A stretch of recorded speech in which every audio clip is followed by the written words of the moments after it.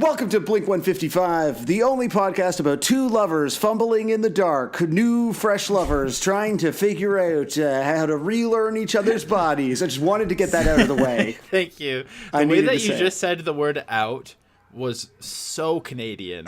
I almost want you, when you edit this, you're probably going to forget, or, I mean, no offense, you might not, but I think you should almost, like, rewind the tape to hear that, because that was, like, that could not be imitated, how Canadianly you just said that.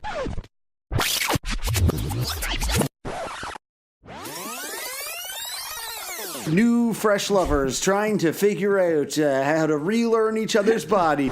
I feel like it felt very normal coming out of my cool Canadian mouth. So, but we'll have an opportunity to sort of check the tapes. People tell me that I have like that they can hear my Canadian accent too, but I feel like people from Ontario have a very Canadian accent. I feel like you have a more pronounced Canadian accent than I. I think I definitely have a normal cool guy accent, and you have a very, very Red Green Show accent. No, I have like a really cool professional voice, and you definitely have like cool guy Calgary voice, I think. I know that I definitely have the voice of someone who's like slurping saliva through their retainer still, despite being in my mid-30s, but yeah. I don't That's sort think of I have as much of a Canadian never accent really leaves. Yeah.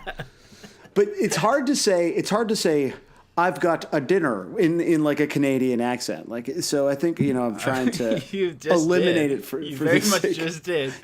I was doing an impression. The greatest Canadian of them all. Mike Myers from Halloween. Yeah, exactly. I mean, in a way, I learned. In a way, Michael Myers from Halloween is a Canadian because, of course, as horror fiends all know, it's a William Shatner mask that's had the hair pulled out and it's been bleached and distorted. And William Shatner, of course, the greatest Canadian. Bill. It's crazy. I feel like I'm learning so much about Australian culture begrudgingly because there's so many Australians that won't leave us alone. It's awful, yeah. But I saw Mitty Rindle. Mitty Rindle? That's apparently that's New Zealand. So I don't know how to do. I don't know. I'm so lost right now. What am I trying to say? I'm trying to say, Maddie posted something about how like Australians hate Halloween. What? There's like an extreme anti-Halloween lobby in Australia. I guess they think that it's like the Americanization of Australian culture. I don't know. They probably usually used to do on Halloween like some sort of dance celebrating how much they fucked over the indigenous people of their country, and now that people just wear a clown mask, they're like, no way. Hey, all right. Is that what? Yeah, apparently Australians hate Halloween.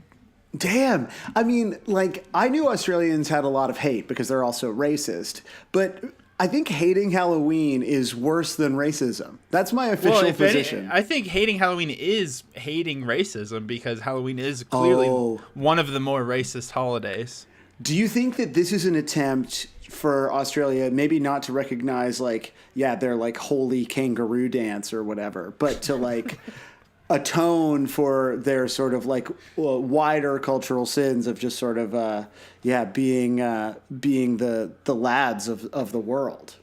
Maybe it's like they don't like Halloween because Halloween is performing racism under the guise of childish fun, and they just wish that it was called like Saint Racism Day.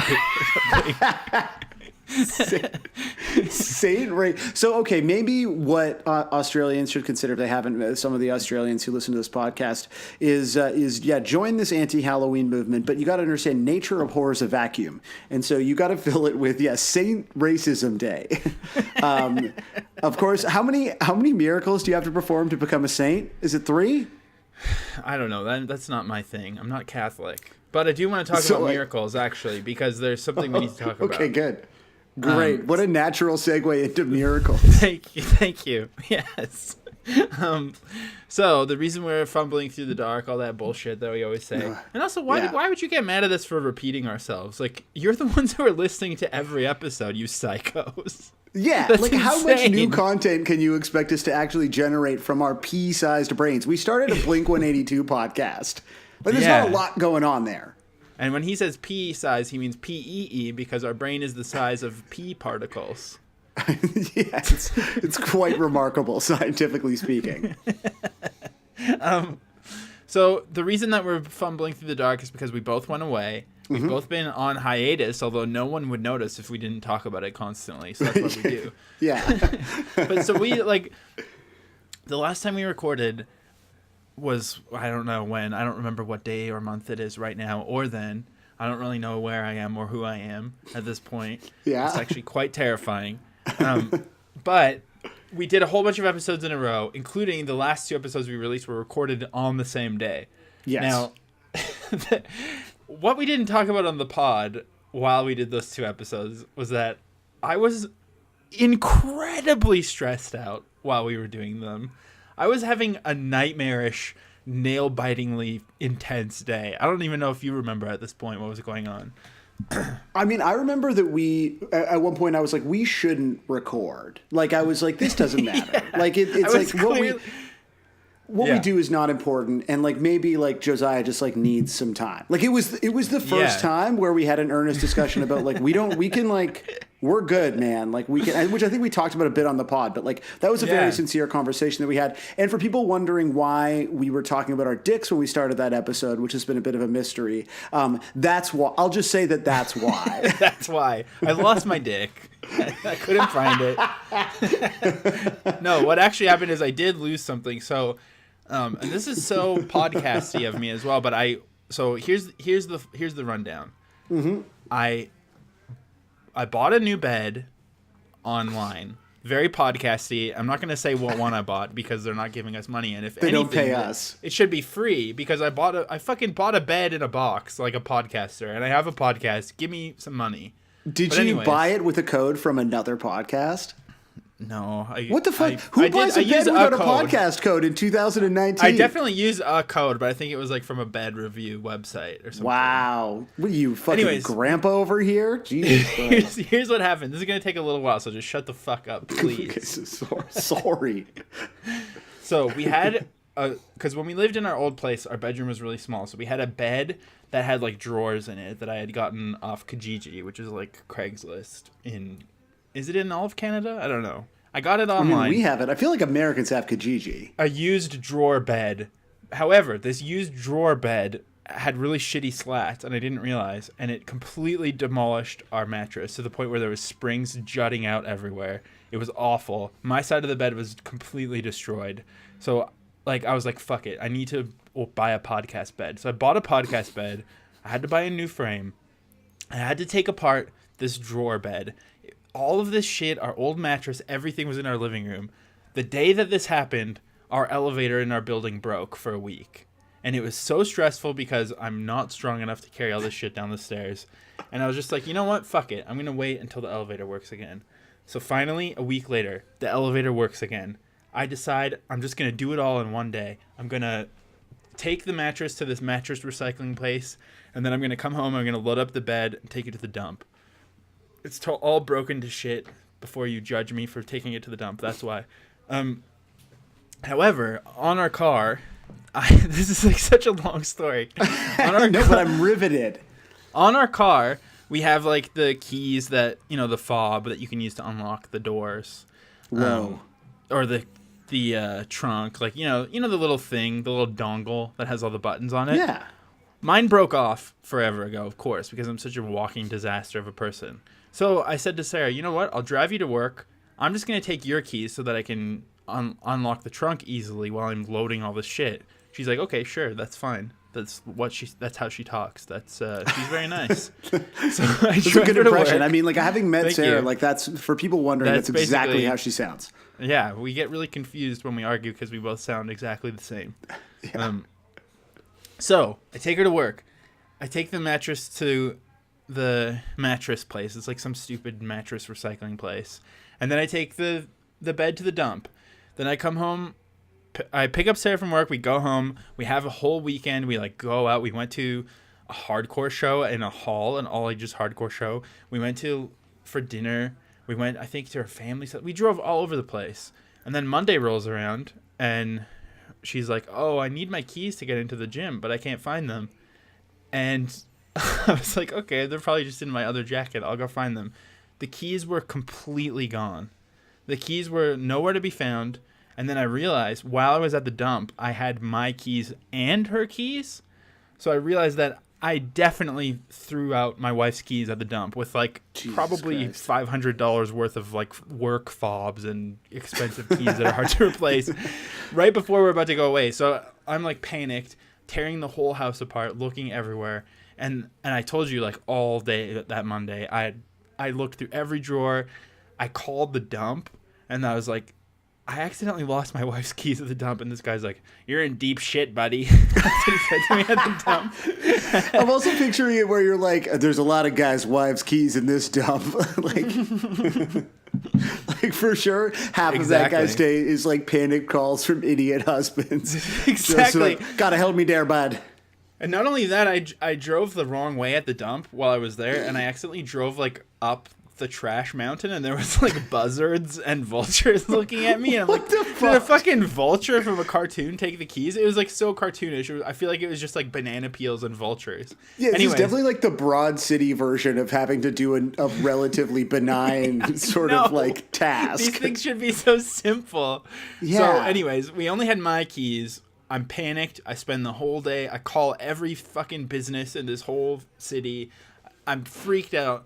And then I do one episode with you, and then you're like, okay, I'm going to take a break for dinner. And then while you're doing that, I'm just like looking through every drawer, like digging through the trash, like trying to figure out where I left these keys. And then we do the other podcast. I'm totally stressed out. And then I'm just like, I'm so panicked. I don't know why. Like, it was at the point where I looked so deeply that I was just like never going to rest again if I didn't find them. Because, like, obviously keys can be replaced, but I was just so freaked out. So then after we did the second episode, I like went downstairs and I was seriously like praying in my head, like, please just let me find these keys. And then I go look through the car. I like look beside the seats, cut my fucking hand open from, I don't know, jutting out metal or something. Our car's a piece of shit. I'm looking everywhere. I'm like, they're not here. I'm so screwed. Then as I'm leaving the car, I see Sarah's keys are like wedged in the roof rack of the car. And while I was at the dump, like on the exterior of the car, right? Like, on you the mean, like, exterior they're, of the car. While I was at the dump, I was like, "Oh, I'll just put Sarah's keys here on the roof while I'm unloading." And that's a smart thing to do. And then I'll unload and then I'll grab them. But then I must have pulled the other keys out of my pocket and drove home. You're like, perfect. Here And are then the keys. drove like, I would say probably collectively like 50 kilometers around the city in the snow with her keys on the roof. And I found them. This is like one of those commercials where people leave like their baby on the roof, you know, like in the car seat. Exactly. But this is so much worse than that. It's so much worse. I don't know why. And also I feel like this is like such a like Hughes thing to do. Like my family is we're just like this. I don't know. I can't help it. I've been cursed with this brain, absent-minded brain, because I'm always thinking about such smarter things, including I was thinking that I would introduce the episode by saying I miss when the song Iris was on the radio because those were the Goo Doll days.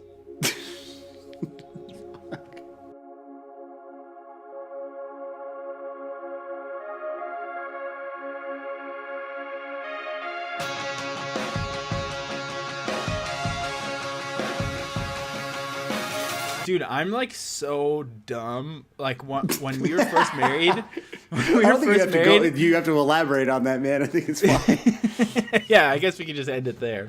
Cool. And that was the podcast, was just waiting for us to reach that level of realization. When Sarah and I were first married, I'm pretty sure I just like threw out her iPod. Like it was just like her iPod was gone, and I'm like, I have this strange feeling that I threw it in the dumpster by accident, and now a homeless person is enjoying your tunes. Sick. What was she into at the time? Like, what do you think that the like Trying to vagrants think, of Calgary like, this was have been way jamming? back. I don't know. That's a good question. I don't. Was it a lot of like the Fray or something? Were you guys ever into the Fray? The Fray. I feel like that was a band a lot of people had on their iPods, you know? This is definitely the model of iPod that would have had the Fray on it. Yeah, you know the one, right? Yeah, the Fray one. Yeah. That's why I threw it in the trash. Yeah, that's right. Like, not in my house. And I'm glad that, clearly you guys have turned into the fine, upstanding citizens that you are today. Oh god. to fray. So, Good Old Days by Blink-182. Josiah, what do you think is the best Goo Goo Dolls song? Man, I wish that I was even more of a head because I've listened to their albums and been I'm definitely one of those people who leans in and says, you know, the Goo Goo Dolls actually have some really good punk songs, right? But Totally. I don't really Back have when the they were chops to back it up. I'm They were definitely like the a Sex bullshitter. Maggots. Yeah. They were like a cool Buffalo punk band. The punk house that Junior Battles used to play in, The Last Stand at 99 Custer, was like across like a park or something from where the drummer of the Goo Goo Dolls lived. Because like generally whenever Junior Battles would tour, like all we cared about was like whatever like 90s radio rock band was from that town. So like we were in, I guess not Lansing, Michigan, wherever the Verve Pipe is from in Michigan, and we were staying at someone's house, and we were like, so like, do you ever like hang out with the Verve Pipe? And they're like, yeah, the drummer from the Verve Pipe literally lives on the street. And you're like, that's so sick. So like, being in Buffalo, we were like, so the Goo Goo Dolls, right? Like ignoring any other musical history that exists in Buffalo, focused entirely on a boy named Goo. And same thing. The drummer's always just down the street.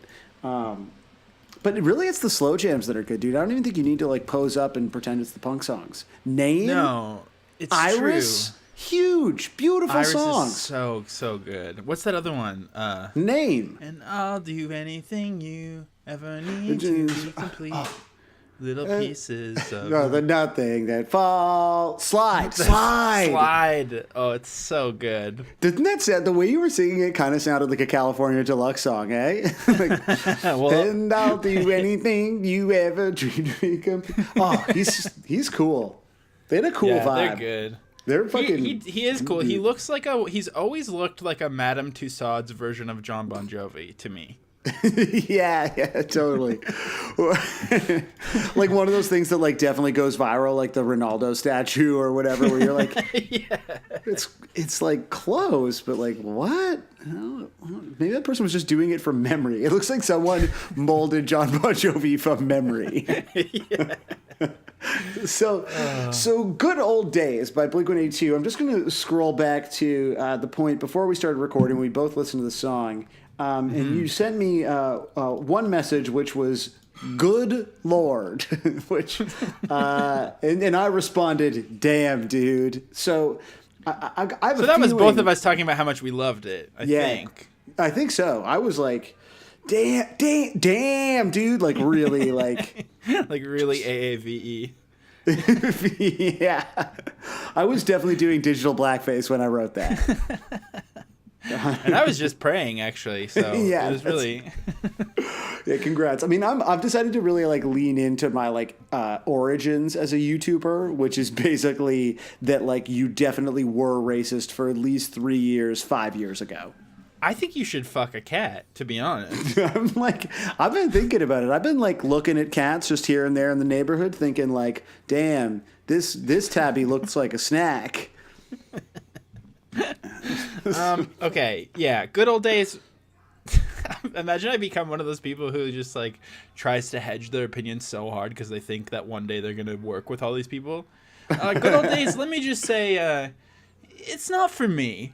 Okay, I mean, I see what they're doing, but it's not really my cup of tea. Having said that, it's a very good song.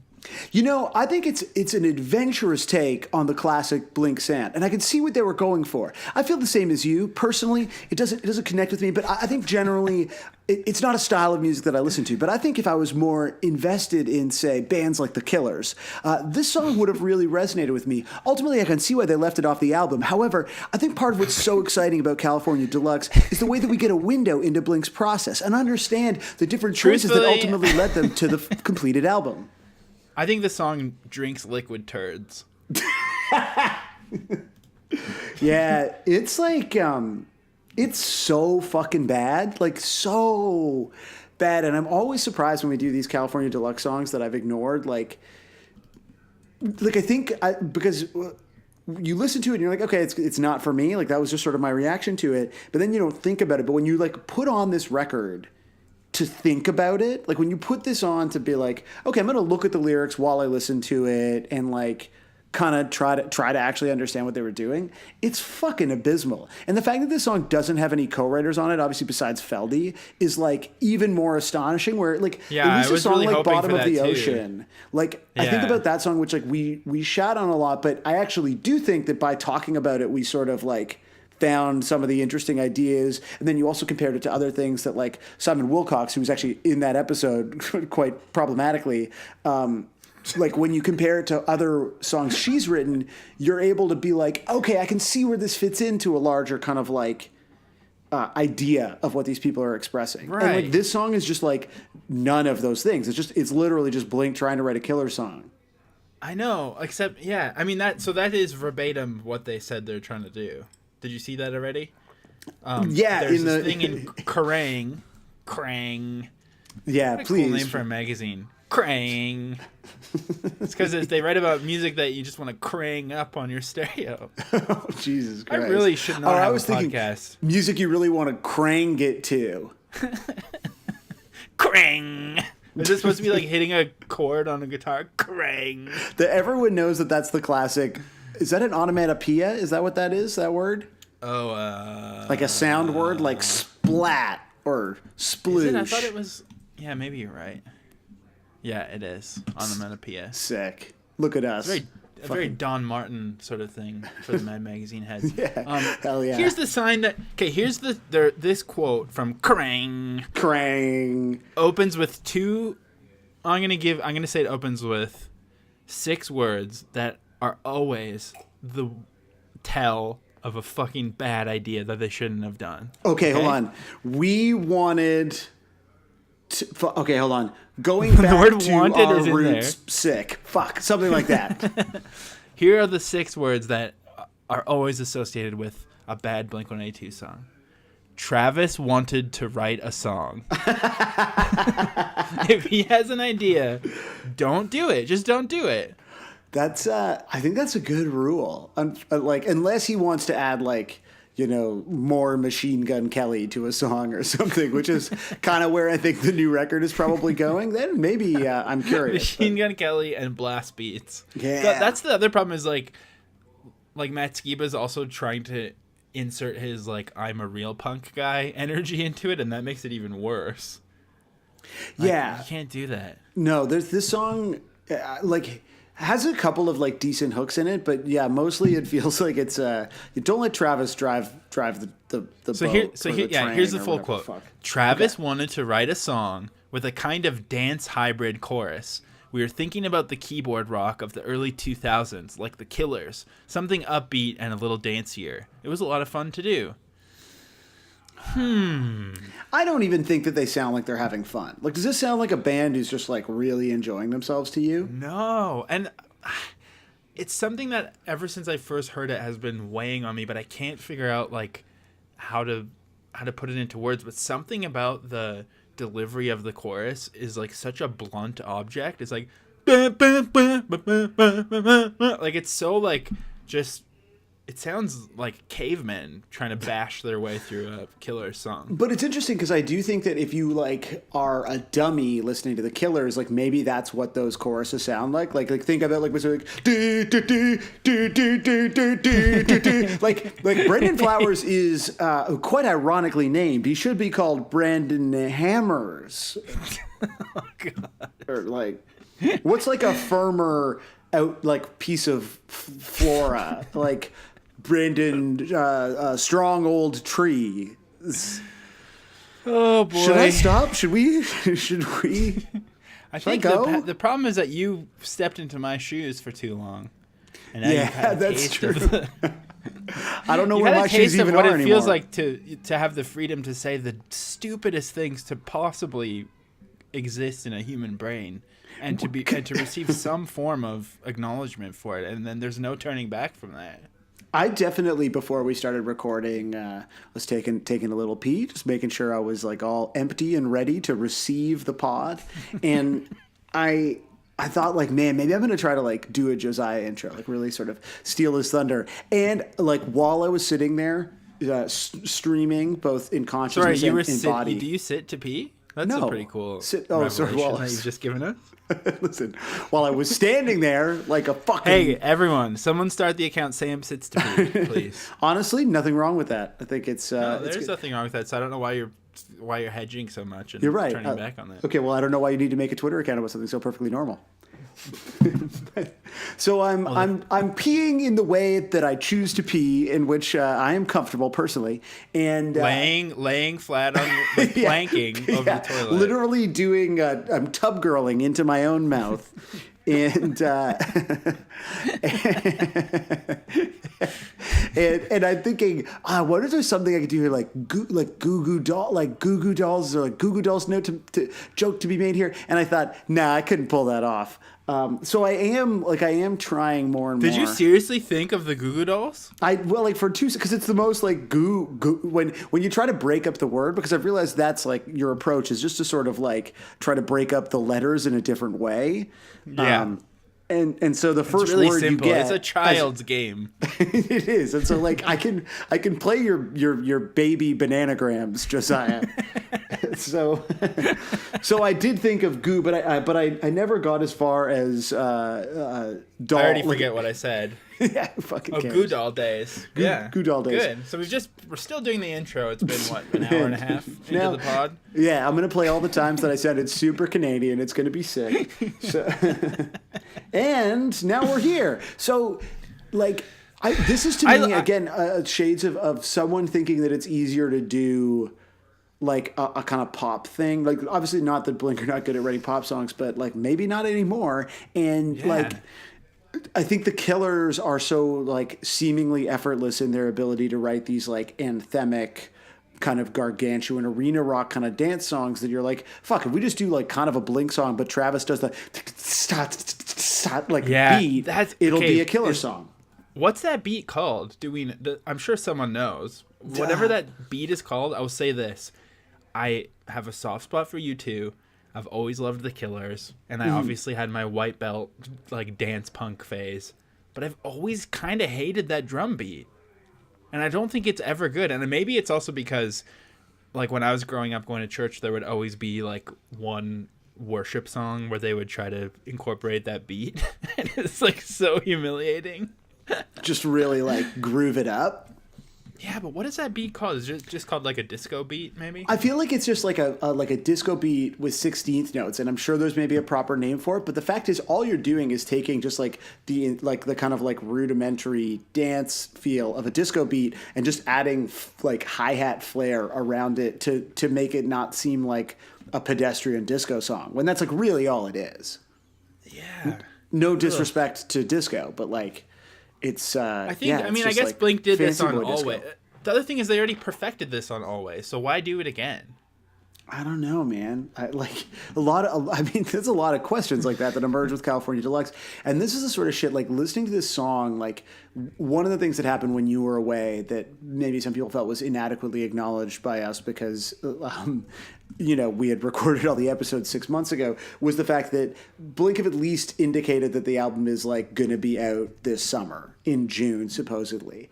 And there's obviously the blast beats thing, and there's all these other kind of different like indications of some of the guests. And I hear this shit and I just think like, fuck our lives. Like this is because they're going to do the deluxe thing again. Everyone fucking does it. They're going to put out 40 songs. And like, so good. I just like, if one of them is this bad, I'm going to like want to top myself. Well, you should want to always die by topping. You should always be aiming to top yourself with each new episode, Sam. That's what I do. Wow, yeah, that's true. That is so that's some of the Josiah attitude that maybe I could like stand to emulate a little more. I don't know. I think this is kind of a diss to the Killers to be and also like what is he saying? Early 2000s keyboard rock? Like I don't know. That just sounds. That's a very Alan Cross thing to say. He's talking about his Freypod, man. The Freypod that everyone threw in the trash. I'm trying to think. There's one Canadian radio band that this reminds me of from like maybe 10 years ago who had like this sort of dancey pop feel, but I can't think of what they're called. Like was it Mono something or I mean, Monotonics were Israeli and definitely not on the No, radio. that's not them. Mother, does this how Mother sounds? Oh man, well maybe. I bet you Mother had some songs like. I mean, this is definitely how like. Is this how you? Sebastian I actually. Grey- How does? This song How does you sounds say very party, Canadian. we say die sound? Is that what? Is that like? Is this what they they had sound some like? of this. They had some of this for sure. You know, I put on their first show. Wow, that's Abbotsford. amazing. That's cool, man. What a neat story. My friend Bruce was in that band as well. Oh, cool. Hats off to Bruce. Great name, Bruce. My middle name as well. I've Just a talked big about fan. Bruce once before, and I would love it if somebody using just the 2 times I've mentioned on here would start a Bruce fan account, because Bruce is really great, and I just would love it if Bruce had a fan account. Woody has one. Make one for Bruce. You could. Woody has an account? Yeah. Dude, you can't suggest, like, already you've suggested an account dedicated to How I Pee, and now a Bruce from You Say Party fan account. Like, you're getting Yes. greedy with your demands. I just think that if we don't ask for a new account every 3 minutes, then we're going to stop growth with It's the true. pod. It's true. We need the perception of, like, because when the pod comes up and someone's like, what is this? And there's like fucking 50 fan accounts. And in my head, I think, I'm pretty sure those are 3 people. But I'm like, yeah, what can I say? We're super popular. It's tight.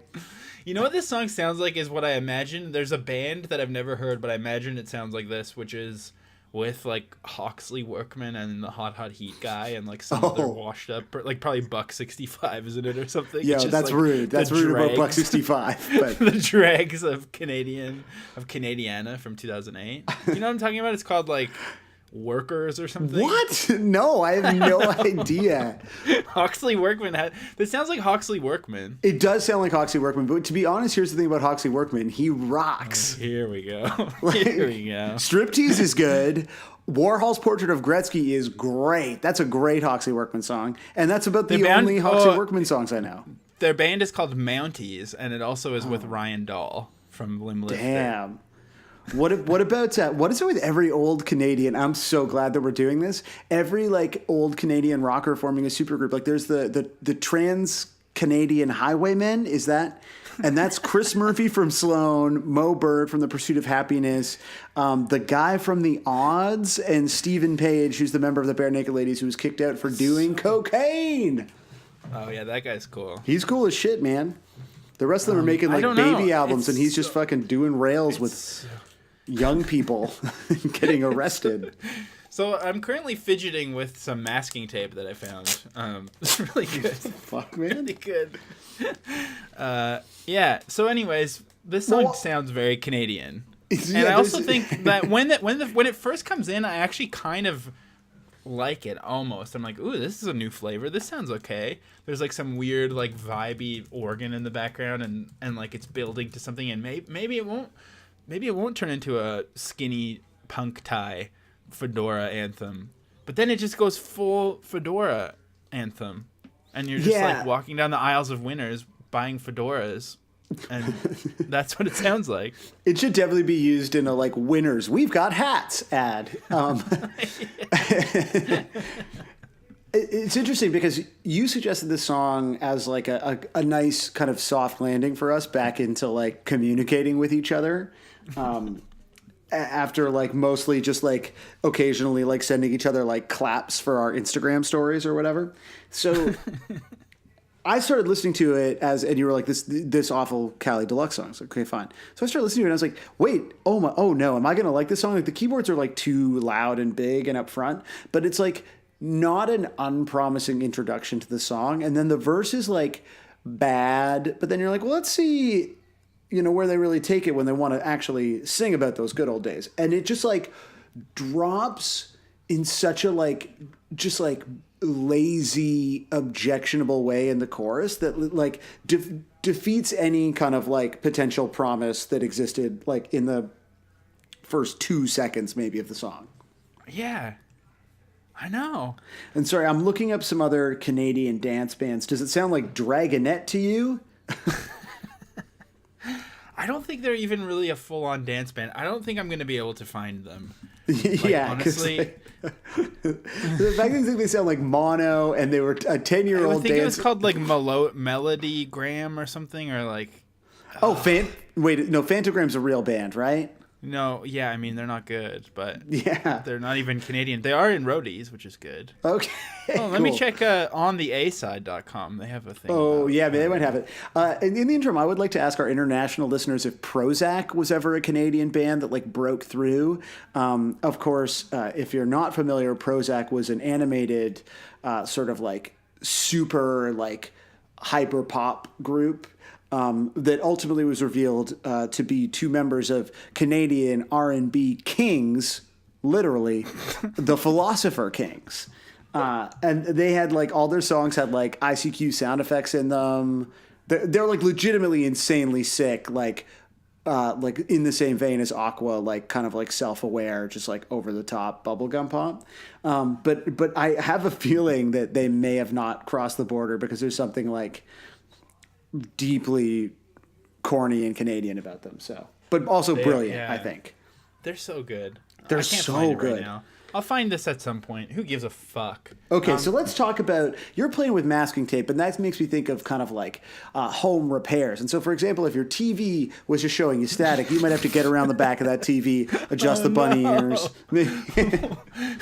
So let's talk about verse 1 here, which for some reason, like literally, verse 1 is annotated with the song starts with a synth-heavy atmospheric opening, reminiscent of their 2012 Dogs Eating Dogs EP. Sure, man. So Yeah, go fuck yourself. Like, what are you talking about? Every song opens with synth, you piece of shit. Yeah, like honestly, Drody 30, fuck you. Fuck you, man.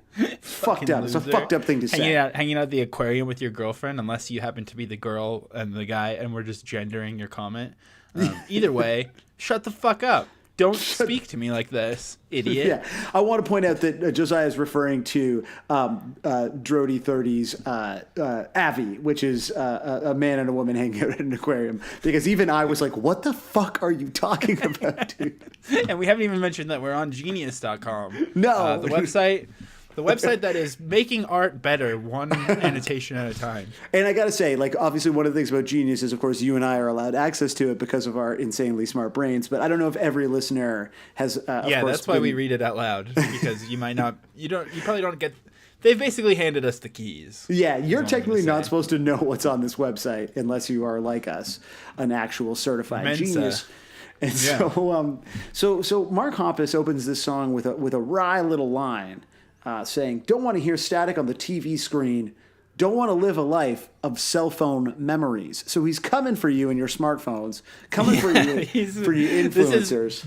You know what? Actually, we were talking about this on the TV episode, whatever that was, how, like, that song is so critical of people being glued to their TVs, but how if it was written today, it would be about how everyone's on their phones and we live in a society. And he's really bridged the gap here by doing both in one fell swoop. I feel like he's making sure that, like, because we got to be honest, like, Blink's audience at this point, we're probably, if anything, at the I don't know if we're at the younger end of it. Maybe that's not true. Maybe we're somewhere in the middle. And so the fact is, there are definitely Blink listeners who relate more to the notion of static on the TV screen than the cell phone memories. Right. And so in this sense, he is kind of hedging with the audience, saying, like, whether you're, like a kind of like a young Gen X, or like, perhaps even a Generation Z or Z who's come to the band late. I'm accusing all of you of living your life wrong. I will say this. I think perhaps not anymore, and somehow we've already talked about this before. But we talked about I can't imagine how. You do accidentally occasionally hit the TV button on your TV, and it goes to the static screen, and it's really loud. However, I think the later model tube TVs, this really is a TV podcast. The later model tube TVs, I believe, if you would accidentally go to that screen, it would only play the static sound momentarily before being smart enough to mute itself, and so you would only see the static.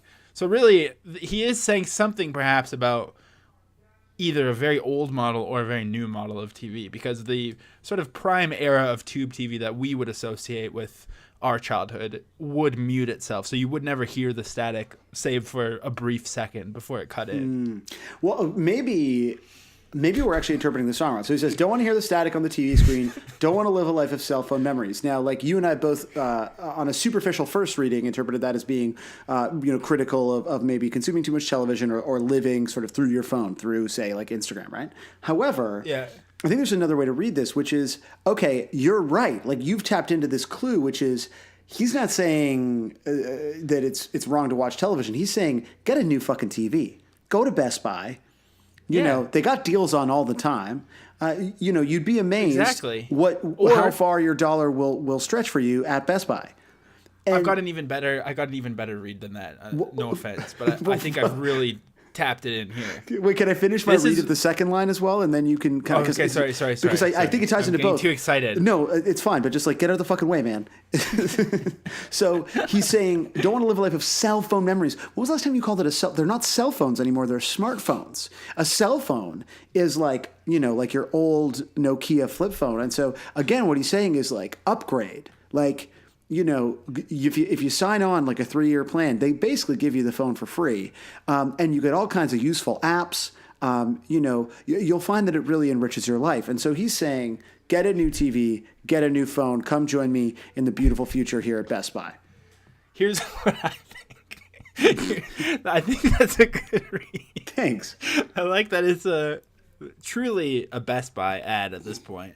However, I just think people would be amazed by the deals that they have all year round. I think that he's calling it a cell phone for syllabic purposes. And No. this is why. Okay. Here we go. I've got it. I think I figured it out. Okay.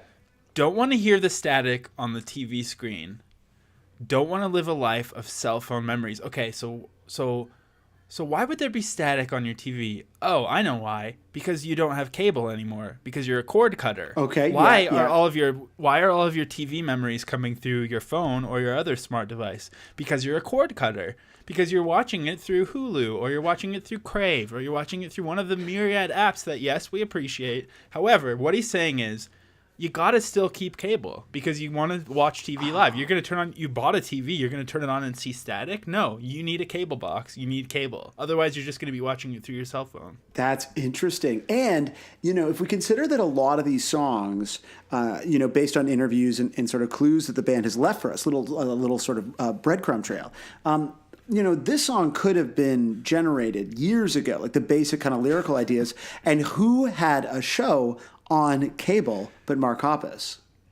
Exactly. So that was really at a key moment because Fuse.tv, people were like, is this a TV channel? Is it a website? Like, right. We're sort of in flux. And he was like, look, get cable. It's not that much more. If you're already paying for high-speed internet, it's actually not that much more. People will act like you're acting crazy for getting it. But when you add up all the other apps that you need to get, just get fucking cable. Come on. It's true. And yeah, oftentimes, because, telecoms are worried about cord cutting, they're offering very attractive bundles.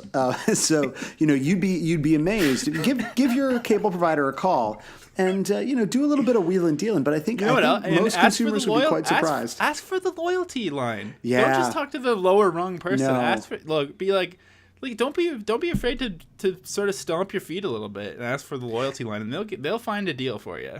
Now, look, we have entered a time. We live in a culture that has demonized the notion of asking to speak to the manager. But I think what we as a society need to do is say, no, you know what? Because sometimes you deserve to speak to the manager. And, exactly. And you got to believe in yourself. If that's the lesson. That's the lesson of Blink 155. I'm dying right now. This is fucked.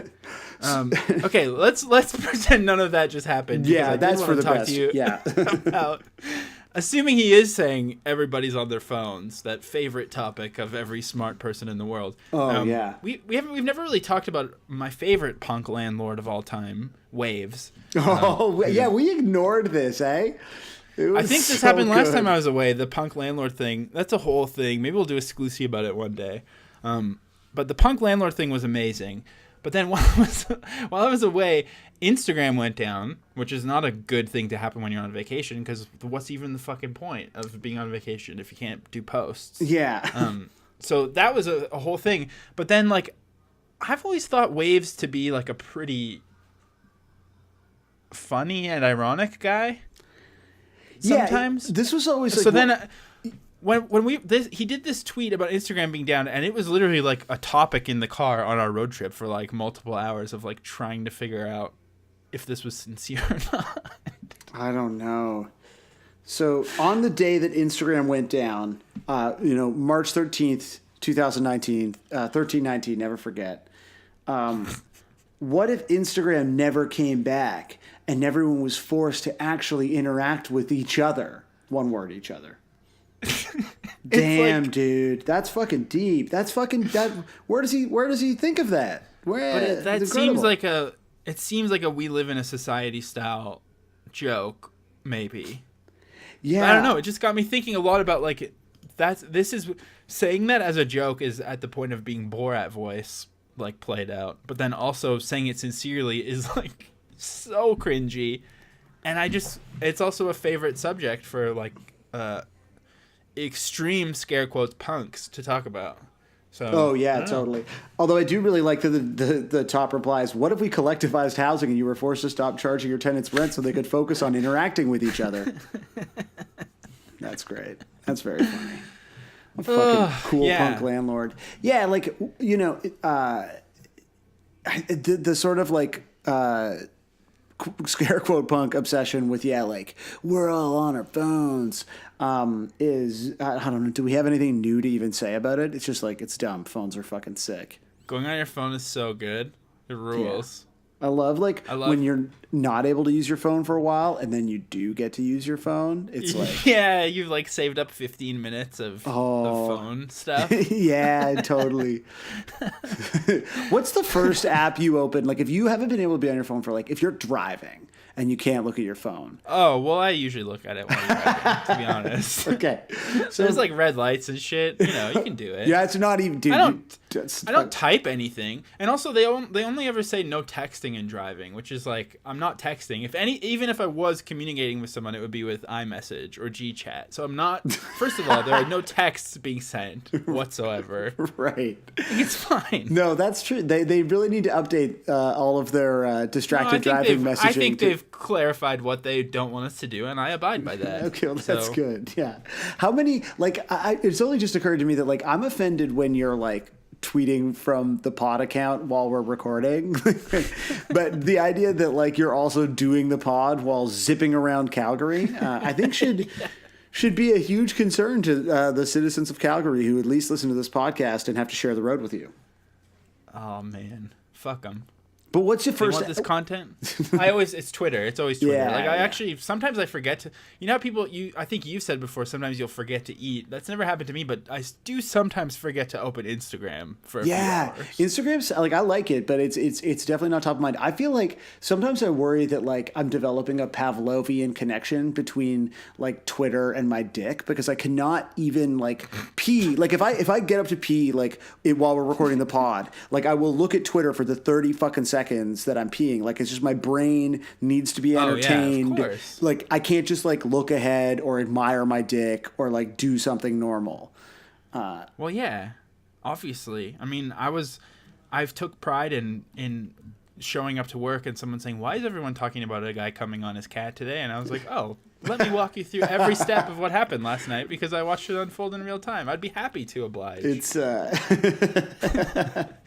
it's a wonderful thing to be able to bring to people for sure. And like, it's funny because, we have obviously discussed a lot, like the difference between our own online habits, but like, I'm still like, I'm looking at Twitter a lot during the day. Sometimes I find the notion of like posting to just like emotionally overwhelming. So I just want to like consume. And so I'm the same way where like at the end of the day, I'll think that I haven't looked at Twitter and I've had a really productive day. And then I'll like be talking to Ashley and be like, so this guy definitely came on his cat, right? And she's like, what? And I'm like, what the fuck did you do all day? Yeah. Like, are you the only person I know that actually works? It's like shocking. But then I come on here and I'm like, oh, Josiah, you're so online.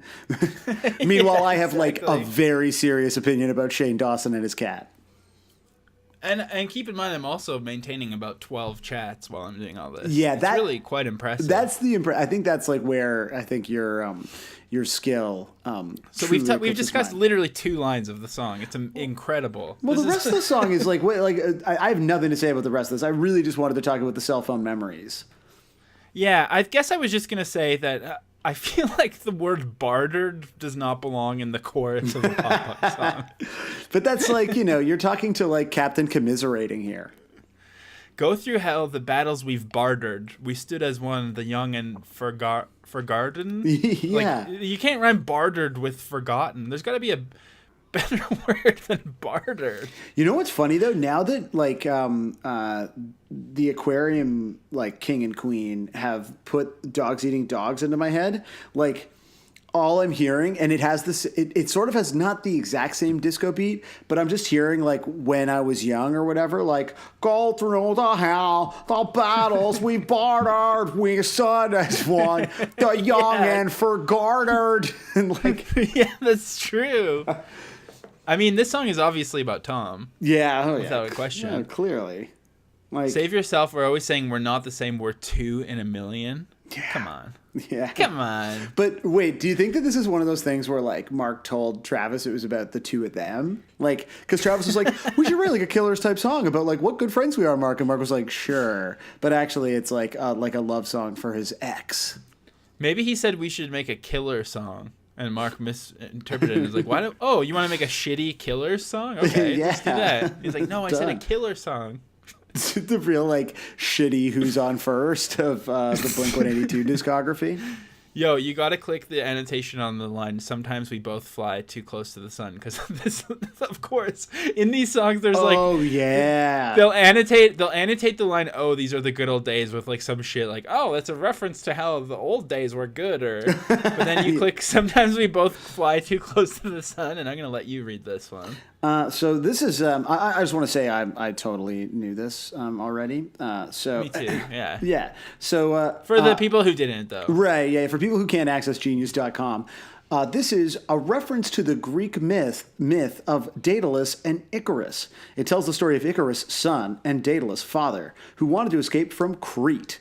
Daedalus designed wax and feather wings, but warned his son that he should not fly too close to the sun, different sun, because the wax would melt and he would fall to the sea. Overcome by the giddiness that flying lent him, Icarus ignored his father's instructions, which eventually led to his demise. For the one person in the world who is not familiar with what Icarus is shorthand for. Oh, and sorry, it continues. Then there's like a beautiful sort of like pen and ink drawing of Icarus falling from the sky. The myth, it literally explains what it means. The myth serves as a metaphor to explain how someone could fail as a result of being overly confident or greedy, especially despite having been previously warned. Damn. Now I'm curious about like the image rules for Genius, because in addition to posting lyrics without permission from the artist, they don't seem to be monitoring like who owns the rights to these images. So if someone feels like suing Genius, keep an eye out. Yeah, it's a good way to stick up for the like Greek myth artists of the internet. 'Cause Yeah, well, someone has to. I know, and that's our position. That like Blink-155 believes in the Greeks.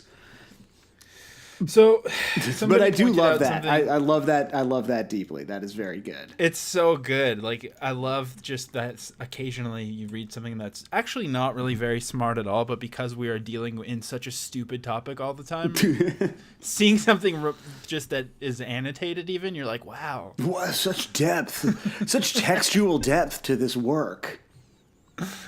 So back to idiocy, the user WaffleDuck321 on Blink-182 subreddit. Which is like the opposite of Genius.com, I think. Yeah. Yeah, I think so. They've written, I don't think anyone else posted about it. I did in the general thread, but I think it got lost in the excitement. Good Old Days is the first Skiba era non-joke track that does not split the lead vocal. Matt only sings backup on this track while Mark sings lead throughout. Like, imagine being excited by that and just having to sit. There are so many asterisks. Oh, it's Skiba era non-joke track. Wow, that's a real first. Yeah. Well, like it got 21 upvotes, so there's at least 21 people who really appreciated that nuance. And you know what? I'm going to give it one more upvote. I'm going to say, give it gold or whatever. yeah, I want this person to make money for this observation. Damn. So, yeah, that's pretty dumb. And then this person, like, this other Redditor said some shit that's very confessional. Oh. And I have confessions on the brain because I just talked to the Blink-182 Confessions gals. Oh. Which you can hear on patreon.com/Blink-155. But anyways, Pat OVT, who I think has, like, done multiple Reddit posts about this song. But he's written this amazing, I regret everything I said about California Deluxe. Oh my Hi, God. guys. I regret everything I said about California Deluxe. Not California. I've been a fan since I was 13. I'm 32 now. I'm not one of those depression guys who claim that Blink have been with them in the worst and all. I'm just a random guy who really loved Blink because of what it represents. Happiness and good energy. Fuck yeah. I like Buddha and Cheshire Cat neighborhoods. I love dogs eating dogs. Blah, blah, blah. I adore Untitled, Cali Deluxe. I adore Unentitled, Enema of the State, and now Cali Deluxe. I've had nothing but amazing things in my life for my past 3 years. I quit my job and started my own marketing agency. I got married. I just had a baby girl, and I have the best wife ever. When Blink released California, I was so angry because it was total garbage. Still is. And didn't took California Deluxe seriously. Long story short, I started listening to it again with a different perspective, a nostalgic grown-ass man. And man, these lyrics are amazing. I know some sound childish, but I'm just thinking they might be something like reminding what they used to do when they were young. I mean, bottom of the ocean, good old days, parking lot, last train home. Hey, I'm sorry. I mean, they're full of back and forth emotions. Have a great day, guys. Damn. Patov. This has 38 upvotes, so people were really sort of feeling this confessional. It's so confessional. It's so depressing also. I felt most depressed when he said he's not a depression guy. I was like, I think you are, actually. Yeah, this is absolutely a depression guy post. like this is just like too much to be sharing on the internet unless there's like some sort of chemical imbalance in your brain. Well, someone else on Reddit said they hadn't listened to this song when it leaked because of a lot of drama in their life. I totally forgot about the album because of drama. Like, for some reason, this song arrived at a time when everyone's life was in flux. Damn. Also, Pata VT has apparently has a half sleeve with a ton of Blink tats. So that's cool, and definitely not depression guy. And I don't understand the downvotes. Like, he's really like. He's just looking for a friend. I know. You know? Like, if he you're has reaching out like this, dude, like, you might be a depression on paper, guy. he has it all. A wife and a daughter and a marketing job. It's the American dream. However, he needs more. He needs friends who agree with him that Cali Deluxe is good. You know, like, I think, obviously, like, you know, we've discussed a lot notions of sort of, like, subjectivity in art, and in the end I always end up regretting anytime I take too strong of a stance on it, because then someone who's like been nice to me on Twitter is like, that song like literally like brought like my partner back from like the grave. They were literally they had been dead for 10 years, and I put the song on a stereo and I left it overnight, and then they came home and like, you know, and everything's fine now. Like, and I'm like, oh shit, I'm so sorry that it reanimated. And the song was the Benny Hill theme. Yeah, exactly. But like, I just can't imagine being like, because California at least even has like a couple of passable songs on it. Like, just the idea of like, it's California Deluxe that really like connects with me is just like one of those things where like you do realize like, okay, this is the true test of like your belief that all art is subjective. Like, if you can accept that like that person really feels that way, then like, I don't know, maybe the universe just like fully like opens itself up to you. Like, I don't know. But it gets even worse on Reddit, because the main thing that people are really connecting with, I've seen multiple posts about this, is that some shitty, like, sappy scene from the last episode of The American Office where that awful Ed Helms says some shit. Oh my They God. think that this song is connected to that because somehow people have never heard the completely cliche phrase "good old days" until now, I guess. Yeah, But Blink so- invented it. Blink in the Office sort of like, there's like ants in a bug's life. Just like, you know, some ideas are just sort of mimetic. Ants is good. I wish I didn't have to hide that opinion anymore. You just said it into a Damn microphone, SJWs. You know what? Let me say that Ants is good. I've always been a Bugs Life man, so Oh yeah, right. yeah. You fucking performative Bugs Life fans. I feel I'm like most of virtue the signaling internet. with a Bugs Life. How much of the internet? How many servers are eaten up with shitty screenshots of The Office with sappy closed captioning shit on it? Well, I think like there used to be like these sort of statistics people would rattle off about how like 80% of the internet is pornography or whatever. And I think that was sort of like when it was still more of a like, you know, that was like web 1.0, like as sort of more of a nascent medium. And I think it's not impossible to imagine that porn and like Office photos with some text on them like have completely switched places. I think those are 2/3 of the internet, and then the other 1/3 is single purpose podcasts devoted to one hilariously irreverent subject hosted by two mediocre white guys. Yeah, That's probably hell yeah. the third. The third of the I internet. recently discovered a new one called One Heat Minute, and it's because I rewatched Heat and was like, God damn, I fucking love Heat. I just want to read more about Heat. And so now I'm listening to a podcast that's dedicated to dissecting Heat minute by minute. So each episode is about a minute of Heat, which is like such a sick idea. Yeah. Good Lord. So yeah, there's a, So anyways, there's a lot of us all out of this there. is all of this is to say you got little Ed Helms with his fucking bow tie. He's looking into the camera and he says, "I wish there was a way to know you're in the good old days before you've actually left them."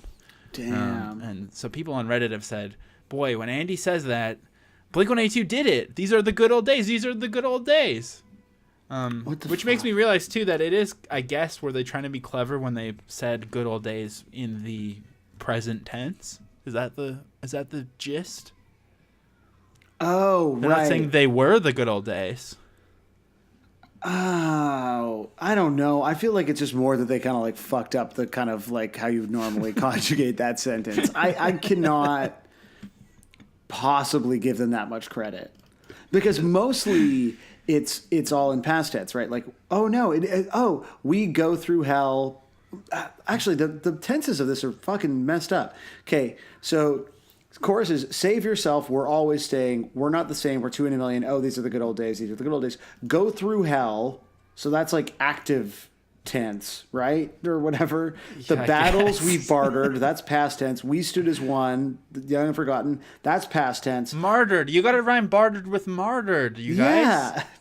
Come on. Martyred is a Come on, good Tom word. would have too. done that. Tom would have done that. It's because Mark's like not really Christian. He doesn't understand martyrdom. Exactly. Martyr's a sick word. That would have been good. Martyr is a nice rhyme. Yeah. See? Fixed it. Now the song's good. Damn, if only you were a co-writer on this. But So this song, yeah. Do you think that's maybe it is? Maybe the tenses are them being like a little winking thing. You know, actually, there was a Grown Ups song, my band Grown Ups, not the emo one, but the one with the hyphen was my band. One of our last songs that we wrote was called No Nostalgia because it was about how I like hate nostalgia. that was before And you then at started the a Blink-182 podcast. yeah. No, but I've said this before on the pod too. Like, I don't really like the feeling of nostalgia. It's really, I find it too depressing. But then my little clever turn of phrase at the end, which is really embarrassing to say out loud, but I changed it to now nostalgia to be like, let's just be nostalgic about right now. And so I think that Blink-182 copied me with this. Damn. So, but who copied The Office? So you love Ed Helms in The Office, so you copied I them. love Oh my God, Ed! You know what's funny is I watched the movie Tag in its entirety, and I thought this movie would almost be okay without Ed Helms. Poor Ed Helms. Look it. You love The Office. That's cool. I mean, everyone's favorite prenup song is no, no, no, no, no, no, no, no. And then the other hit song, Jim face to camera. The only two things I can ever remember happening in that show based on the gifs that I've seen for the last 10 years. But like now I'm actually genuinely curious if the constant shifting in tense is intentional, because you have it again in the bridge. You're giving up, we're getting out. We were young and we're not growing up. We're not growing up. You're giving up, we're getting out. We were young and we're not growing up. So there's like this sort of tension, if you will. Ooh, you know what? I will. Hell yeah, of course you will, man. It was like, this was like one of the coolest things I've ever said. Like, that is interesting to me, but because we know that this is like a sort of tossed off, like, deluxe track, like they were sort of trying out some shit and they cut it, I wonder if that was like intended to be sort of like kind of disorienting and like avoid like this being an obviously just sort of like nostalgic anthem, or if it was just like lazy writing, because I honestly believe that both are possible. Yeah, I mean, either way, the song sucks and I hate it. So I don't know. That's true. But I will say that the grimacing Fantuzler himself, Feldy, he opted to share this song on his Instagram story. He went live and shared it from a car. And so this is an iPhone recording of Feldy playing it in his car. Someone has like filmed their phone with an iPhone, and I'm going to play it to you through Skype through my earbuds. So it's probably going to sound like shit. Okay, but cool. I'm going to do it anyways because I love the pod. But he starts with this like weird like Go back to the main folder, yeah. kissing sound. Do you have the mastered one of this right here? It's mastered, right? Yes. Let's play a smidge of this. He kind of has the same voice as Bill. Like maybe like right there. Damn, he really does. It's not Lady Gaga. It's not Lady Gaga. Oh, he had Lady Gaga.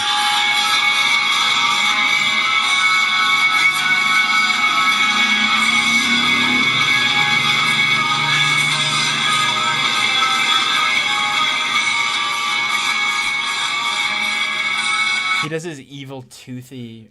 He's got so many teeth. So I had like, why does every pop punk guy have like the worst entourage ever of just like the absolute worst fuck boys? just like weird young like pseudo punks in the back Like of young the car. old, like young 40-year-old. Yeah, it's so weird.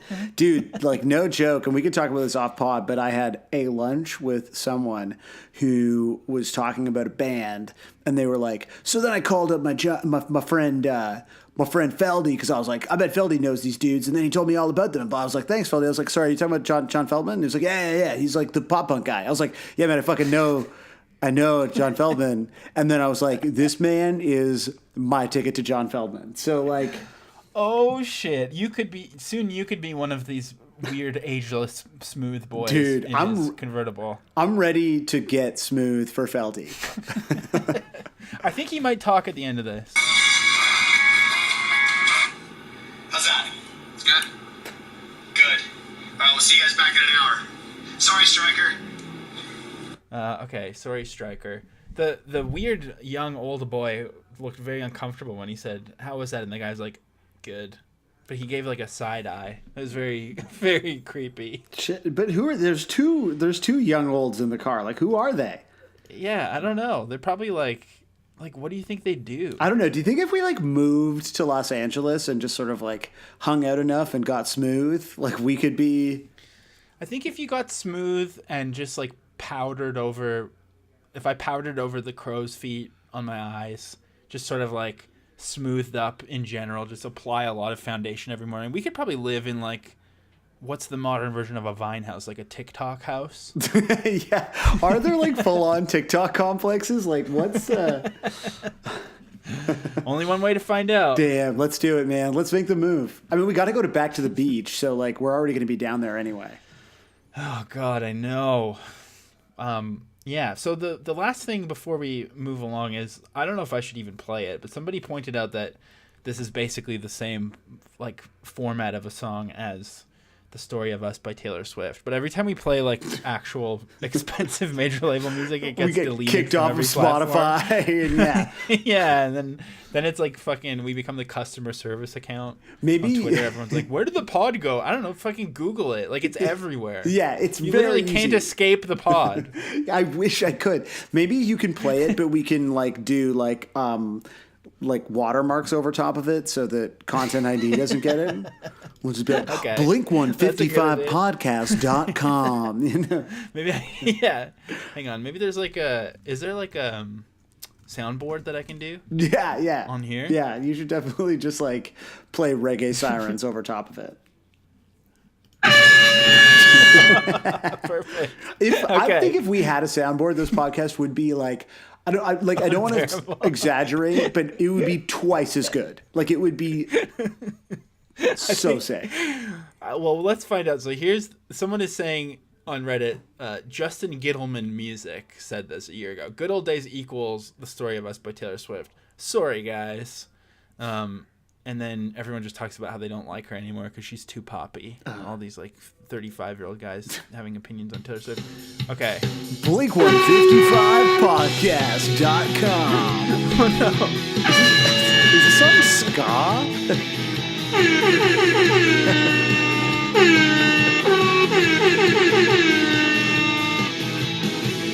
Feels like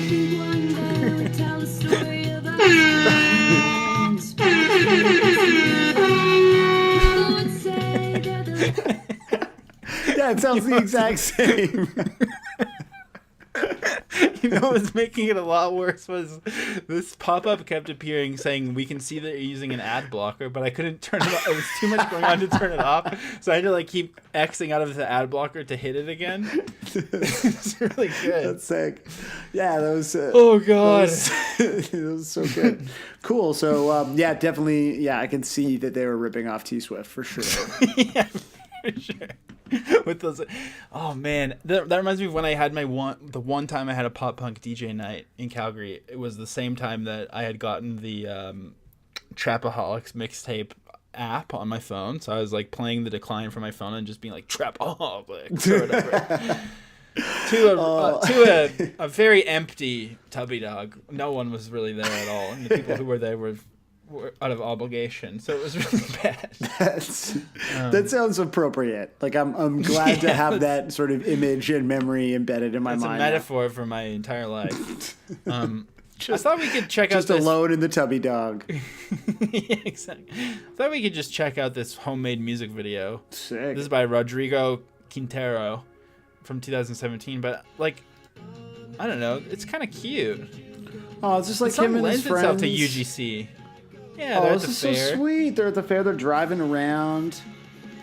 They're watching a band called Division, or a band who plays in front of a banner that says Division. Whoa, Aw, Star he's- Wars popped up. He's holding That's hands not with this girl. Aw, they're. Well, you can't film Star Wars like that, bro. That's fucked up. Yeah, that's not cool. Eating Oh, ice cream? I'm not joking. When you add like this nice UGC of a couple out on a date night, the song is immediately good. Wait, damn, dude. Okay, look at it around like 2:15.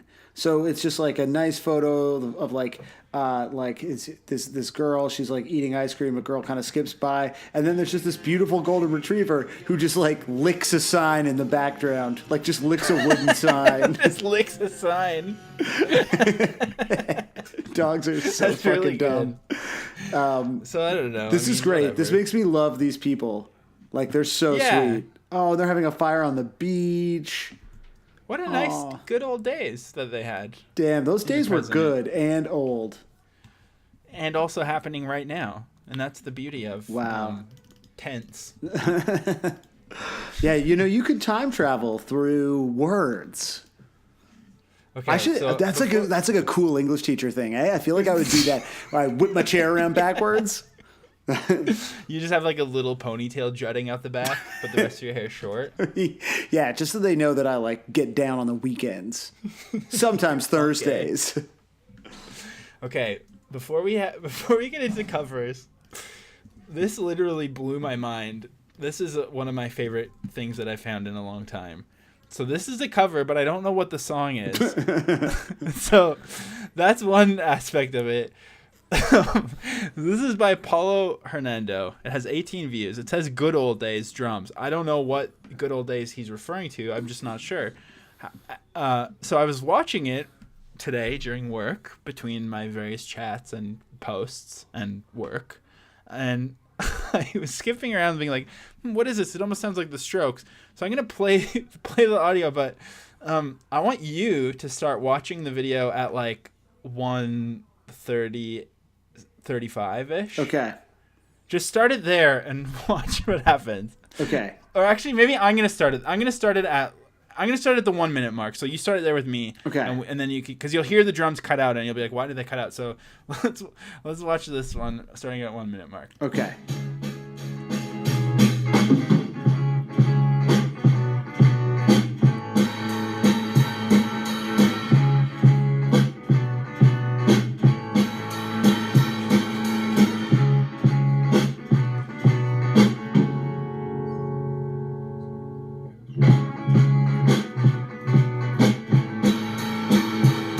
I'm so excited.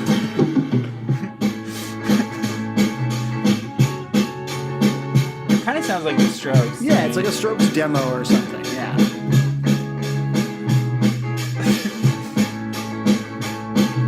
Oh, this is so good.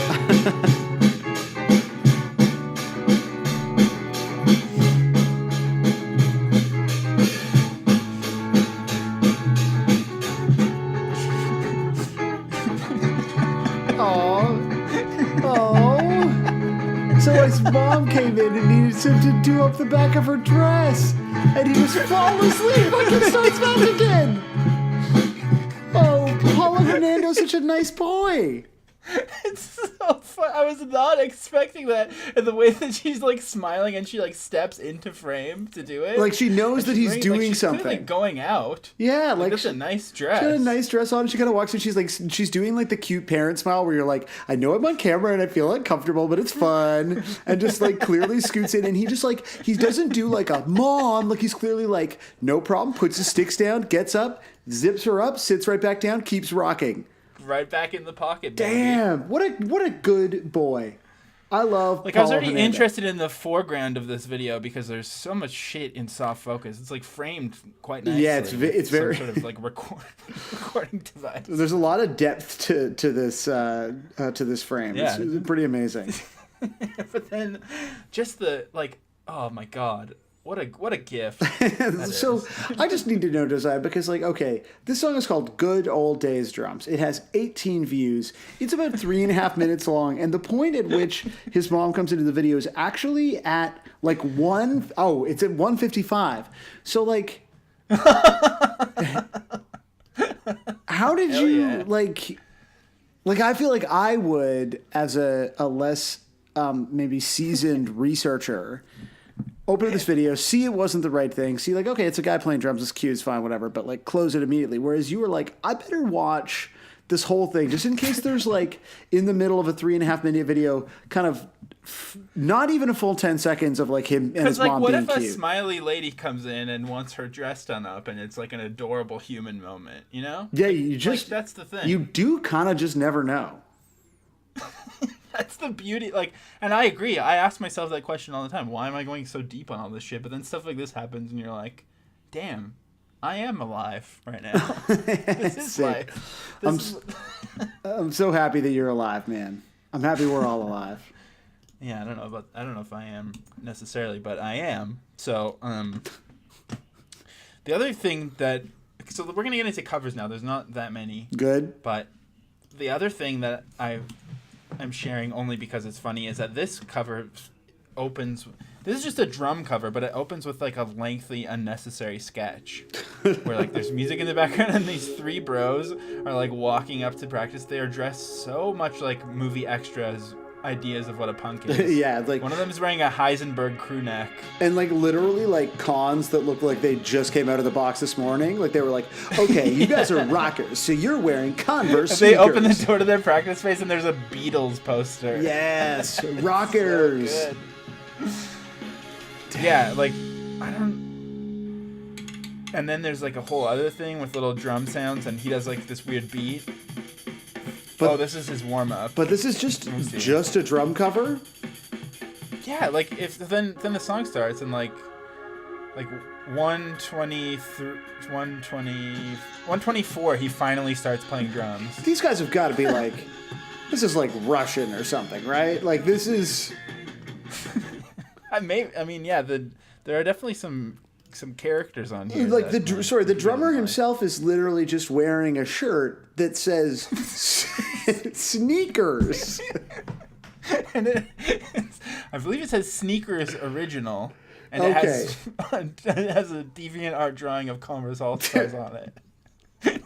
Like this is definitely one of those things where this band is like not from America, and it's like so it's like, oh yeah, they're from Kiev, so they're Ukrainian. Here's their original. They're called Yojiki. This is them performing live at the Pokemon Pikachu suite. I don't know what that means, but they have a different drummer now. Did they get rid of that other guy? Was he not good enough for their drum cover? They love long intros. Had to skip ahead.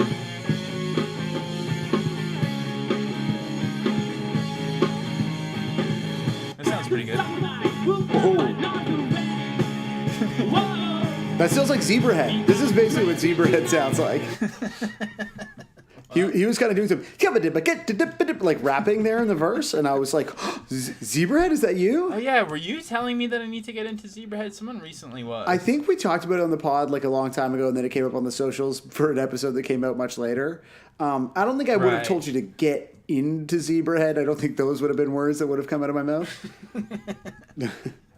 I still haven't paid my speeding ticket, by the way. Oh, damn. My eye thing is tight and right, though. Got no worries. I want to know what that is. To be tight and right, or what? My eye thing. Well, I guess both. Yeah. I'll tell you about both off mic. All right. There's quite a few acoustic ones because everyone is so earnest, and this one is particularly grating. This is by Tiago Contieri, and he's almost hit 4,000 views. So this guy's not dicking around, as you can tell by his backdrop, which has. Again, just like the most generic. If you were trying to be like a human man and you were furnishing a suite, you'd be like, yeah, I'm gonna put up that 1950s poster with the coffee slogan and a picture of Elvis and the Beatles. There's also like shelves for like kind of empty bottles, and it's like, you know, some kind of nice beers, some liquors, and then there's like several bottles of Fax, which my Canadian drinking experience is only with like things like Fax 10, which are like the cheapest way for you to get drunk when you're in university. Right. Like, I just can't imagine putting like a Fax bottle up on my shelf like, oh yes, I am a connoisseur of falling down hills in public parks. Like, sometimes I look at these and I'm like, is this person laundering money through Patreon or something? Is that why they've created this like movie set version of a YouTuber? Yeah, I don't know, man. It's good though. I like it. I mean, me too. So here's this guy, whatever his name is. Oh, he also has a armband tattoo of music notes. Yeah, so you know he's absolutely love. Into music. He's ahead.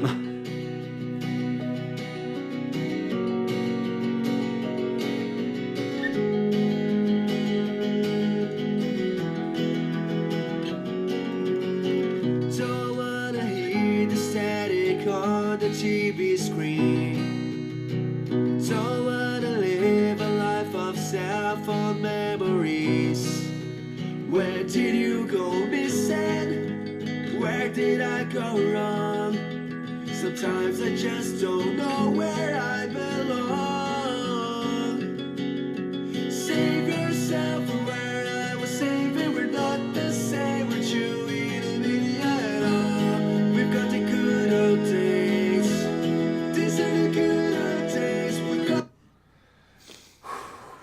You know what? I like it. I've decided the song is good. My boy Tiago giving it a little bit of like, you know, just like more. Something about his delivery, I felt like this is somehow a thing we say all the time, but I did feel like I was inside his mouth. Like I could feel his molars vibrating, maybe from just looking at it so much, or the way he sings is like so mouthy. He's getting you in there, like and it's also like he's got, you know, one of these like I think a slightly different, you know, blue Yeti mic than what like you get when you're podcasting, but it still looks like a mic that's designed to like pick up all of the sounds of like your lips and tongue. And he's right up on it. He's in there. He's got it's weird because there's the mic and then there's like a thing in front of the mic that's not part of the mic that's like between his mouth and the microphone, but I don't know what that is. It looks like me neither. he like left the wrapping on or something. It's very confusing. It seems like the kind of thing that a teacher's pet would put on their It's be as teacher's pet as possible. It's very strange. It's off-putting for me for sure. So that's that guy doing that. I think they're actually all acoustic, unfortunately. I was going really deep trying to find some shit, but I do like a good finger style video. Which still makes me think of tech decks when I see that phrase. And I just realized that I would like to watch a lot of tech deck videos after this, because I bet you there's some sick content. Oh, dude, I bet there's some like TikTok tech decks that are gonna blow your mind. Yeah, exactly. So this dude, Ricardo Serrano, his bedroom wall has a decal that I need to find and put above my bed. Wow. My wife will allow it because it is a song. I don't know. Can you read music? I can't. So I don't know. No, I if can't. I can figure out that melody, unfortunately. But this is in 3/4 time, and it's a song called "Music Is My Life," and it goes, "Oh yes, music is my friend. Music is my love. Oh yes, music is my dream. Music is my life." Oh. And I want to say it's full notation, like it's like, and then there's notes that are sort of falling off of the chart and covering the wall, and it's like a white wall with this black notation decal up on the fucking side. Like it's, oh my god, dude, you have to get this. Like this is like definitely something that you would post. Okay, well I just found it. Did you? Okay, you gotta order it. You have to order it. Look at this like fucking weird ass website. Is this also Russian? There's there are so many watermarks all over everything. Vinstick.by is like, we are both hacked now. And it's the amount of money is 11.2 PY6. Like what? Like, dude, like why did you send this to me? What currency is that? I don't know. That's definitely like Hackor currency. Oh, damn. I just wanted to know if it was a song. I'm trying to find the actual song. Why is PY6? So PY6 is the ruble. Because there's no official symbol for it. That's what the hell? Damn! Look at us getting like really deep into Russian culture. We're learning so much about Russian. Cool. Well, okay. I also found something called the Bona Rack Band. They've shared a post that says, "Music is my life. Oh yes, music is my friend. Oh, music is my dreams. Music is my love." Is that the same? That's basically the same lyrics, yeah, right? I think so. Is this like a Russian thing? Is this like It seems like the first comment on here, the person is quite concerned because they just replied to this and wrote, "How are you?" Oh, but don't worry, Bona Rack Band is fine. I'm fine, my friend. About you. And then they wrote, "Nice." So is this a song though, or what? I don't know, man. I want to hear the song. Can somebody why can't you read music? Look at because I played drums in concert band, bro. You just got to bang it out. I mean, I can see the melodies going like down and up. It's like I'm not gonna music is my life. But it also, sorry, it actually doesn't make sense because syllabically it's like, oh yes, it does. Look at this is not. We have to stop. This is stupid. Okay, here's the fingerstyle one.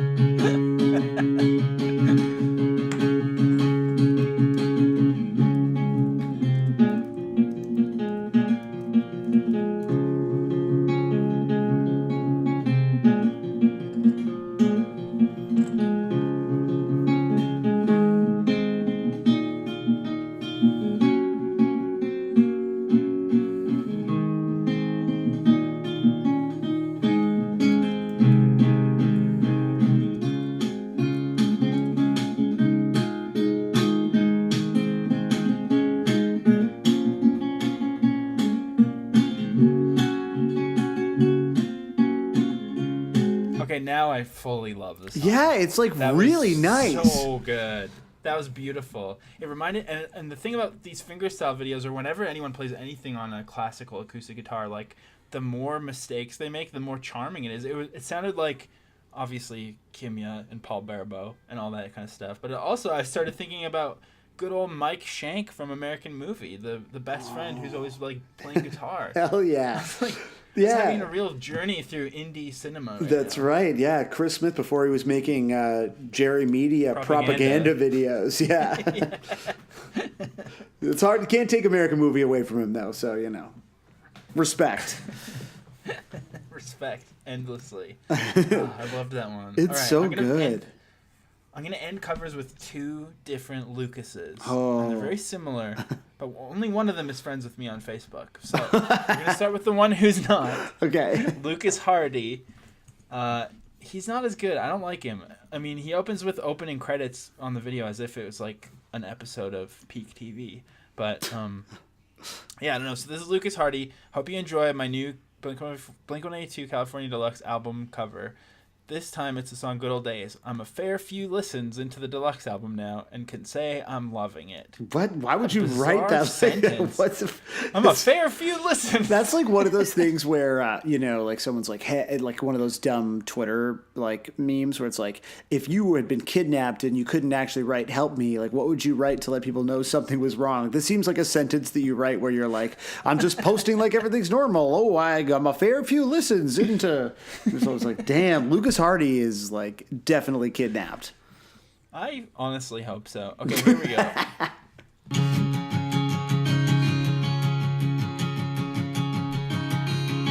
Don't wanna hear the static on the TV screen. Don't wanna live a life of cell phone memories. When did you go missing? Where did I go wrong? Sometimes I just don't know where I belong. Save yourself where I was saving. Not the same, 2 in a million. These are the good old days. These are the good old days. Gone through hell and battles we fought them still. Good Old Days fucking rules. I don't like that Lucas. Fuck him. Look at I've given this cover a fair few listens. Yeah, well, I can say I'm loving it. So the song's revealing itself to me, man. I'm like, I'm ready. Obviously, that was gonna happen, but I know. It's weird how like there's a whole genre of like white guys who love Marvel movies who make multicam acoustic videos of Blink-182 songs with multi-part harmonies. It's so crazy, and also I just realized it's very much in your wheelhouse. Yeah, that you could do this. I love home recording with my YouTube setup, and to be honest, I've increasingly accepted that I really enjoy all the Marvel movies. So, right, I am Lucas Hardy. Je suis Lucas Hardy. No, Lucas Hardy's got nothing on my boy Lucas D, who is the guy from, I think, Germany, who I'm friends with on Facebook for some reason. Yeah. Oh, you know what? Speaking of just like people we know or like people we've added, is I don't want to say who it was, but I definitely had it confirmed that there was a cover that we played that I think we roasted where I was like, I got to be careful because I feel like I know all these people, like just based on like how it sounded. And it turns out I absolutely am friends with the drummer of that band. So how did that go? I don't know. They know, but someone was like, you might already realize this. But I was like, oh, I didn't. But thanks, man. That's cool. That's great. Okay, so here's Lucas D. He's going to put that other one to fucking bed. Lucas D is the king of white guy doing multicam acoustic layered recordings. Okay, I don't know. It was just we Lucas Hardy, so. I'm a D man through and through. Here we go with the D.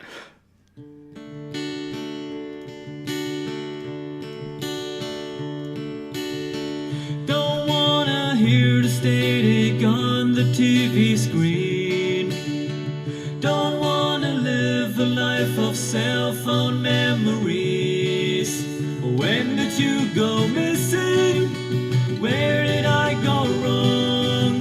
Sometimes I just don't know where I belong. Save yourself, we always say we're not the same, we're 2 in a million. We've got a good old days. These are the good old days. Going through hell.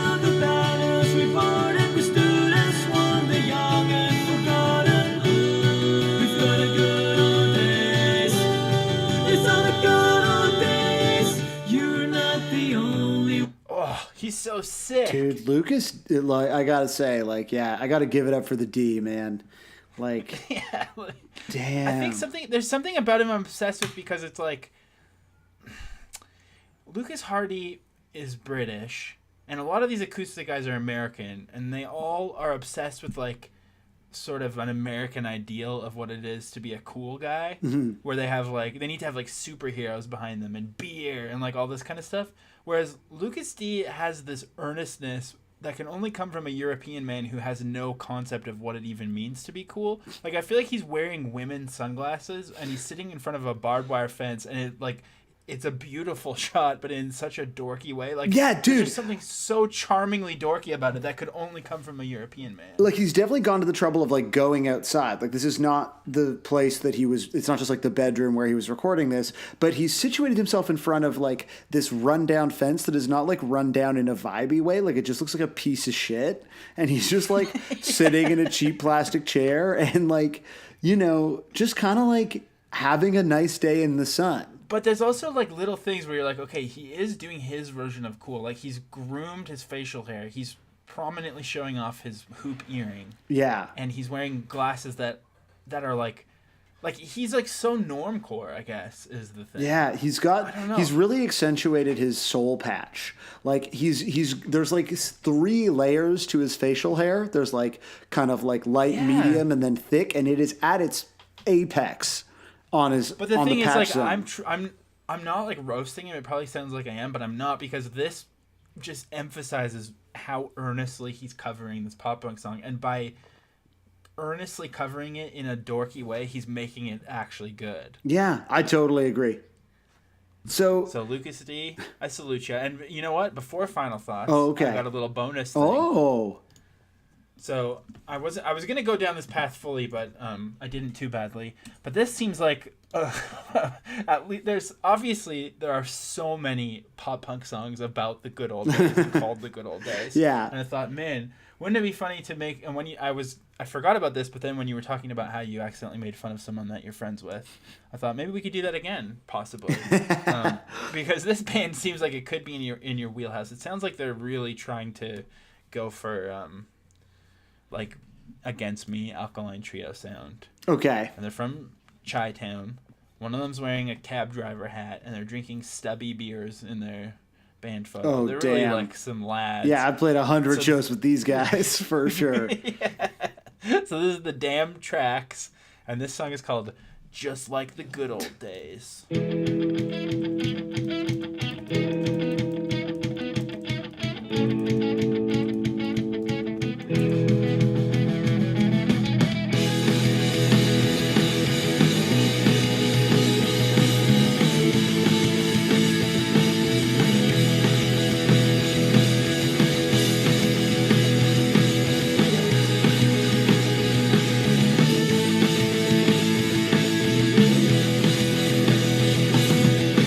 Few hours until sunrise. You know we can carry these problems home and leave them in alleys to wither to dust. Drinking the words we stole. You know we can polish this bottle up and make our names holy as blood. And now we carry on just like the good old days. Yeah, I mean, like, look, we haven't played with them. We've played with them, you know, like spiritually. Yeah. I already knew that song, like front to back, man. I was like ready to jump in with gangs. I've never heard anyone do.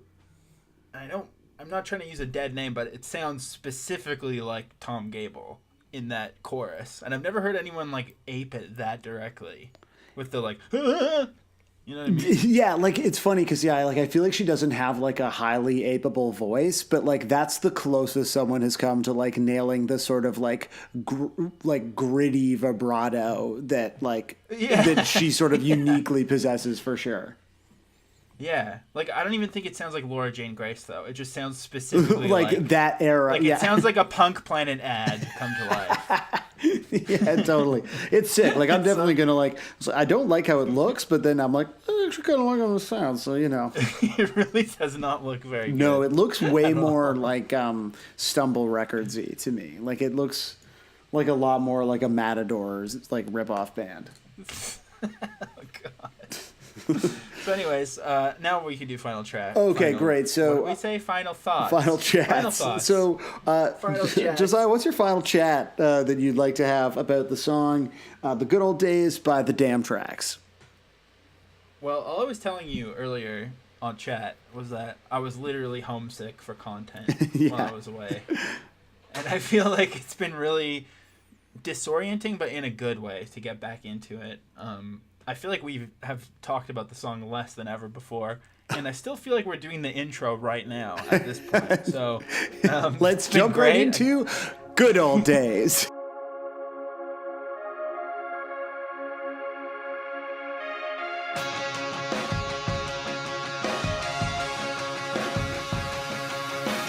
Welcome to the pod.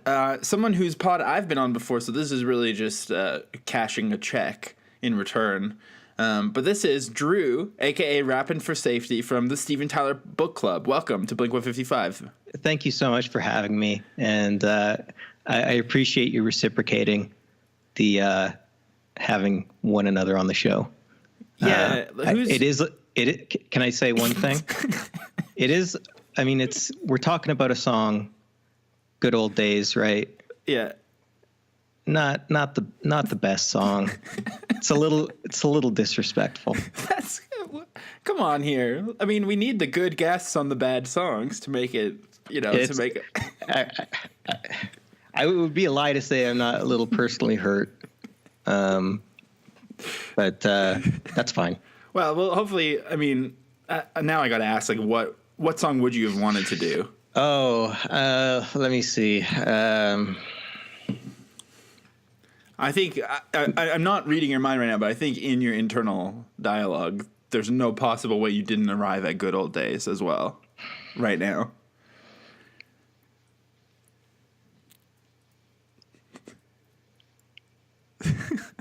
That's yeah. It's That's what I thought. It's good old days. It was. That's what It's good old days all along. I told you. I tried to pull one over you. Look, we don't do bits on this podcast, okay? This is all, oh boy. This is all feelings. Oh no. There's no bits. I have 3 pages of all these different all this material that I was going to get into. But that's fine. That's fine. So I have been on your podcast. Now, is your podcast? It's still going. It's still going. We have one more episode. You started plugging it before I even hit record. It was ridiculous. Yeah. This is a project with a lot of moving pieces, and we have been working on it for quite a long time. It's a bit of an industry. I should hope so. Yeah. I don't know. It's we kind of just do it whenever we want. We don't really have a schedule or anything. We're pretty lazy. It's me and my friends Jordan and Steven. And what we do is we read the book, Does the Noise in My Head Bother You? By Steven Tyler. And then we get together and discuss it.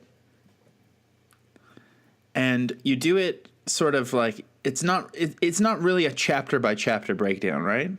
It is. Oh, I guess the one that I guessed it on was just sort of that was kind complete of pandemonium. That was a one-off. It was we knew with that episode we could get a little bit more exposure, so we decided to make the most inaccessible, almost unlistenable episode of a podcast ever. Excellent. And I appreciate that you're part of it. Yeah, if I was sitting there the whole time thinking, now I'm helping create this and I don't know what's going on. So I wonder what that will be like for the listener. Yeah, I'm not sure. It's actually one of our least listened to episodes. Of course, the Blink 155 bump. Yeah, a bump can also be a downward bump. Yeah, not the many people bumps realize don't go that. twice. Exactly. So, okay. So now I'm trying to also understand. Do you think that I'm reciprocating for you at this point, or who was doing a favor when is what I don't really understand either. I think it was that we were doing you a favor. So that's Is that how right? That's how you read that. Is that how you saw it? I mean, That's how you saw it, right? I did have to drive to Ramsey, and I got stuck behind a train, and it was in the parking lot of my old workplace, of which I have very strange mixed feelings. So I think it's quite an emotionally hefty evening for me. And the building we record in is a scary looking building. It's kind of pointy and Right. Yeah. like, What is it? What is that design style called? Like grotesque or whatever. the Icky Yeah. Icky School of Architecture. You do rent out an entire building. we have it's almost like a warehouse, technically. This is not a joke. It's truly they record in an enormously elaborate building. An enormous concrete slab of a building that looks, as Jordan puts it, like a Castle Grayskull a little bit. Oh God. Okay, so that was you did me a favor by having you on, and now you're doing me a favor again by bringing your listeners over here. I think that's a double favor. I think that's what's happening. I mean, I hadn't really even thought about it until you actually brought it up and suggested it might be seen as the other way around. But Well, I mean, either way, we both feel. I think we're just both bringing some pain to this. We both feel a little bit slighted right now, and I don't even know why. Yeah. There's just this general sort of hurt feelings in the air. Hopefully, we can work through that. But well, if we do, if we don't, no matter what happens, I think this is going to be a great episode of the podcast. I think, and I haven't heard the other half. Obviously, have you recorded the other half? yeah. Now, and you saying that there's another half makes me think that you think that this is going to be half of the entire episode, which is quite a long time. I've blocked out about like an hour and a half. Well, I mean, hopefully it doesn't go that long, but I'm open to it. I'm ready for this. I'm ready to wrestle these emotions with you. It's a song that we can all say a lot about. I think you're going to have a lot to say with Sam, which I can't wait to hear. I really love those discussions, and I can't wait to hear you hash out the lyrics. Well, that's the arrangement. Yes. The production. Right. Feldman. Yes. Go Matt on. Skiba. Right.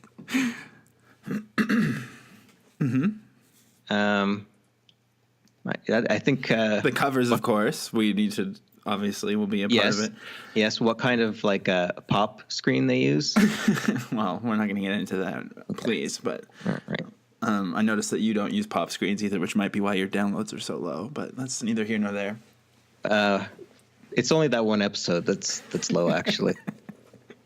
It's because I say my P's too hard, and you don't have pop screens.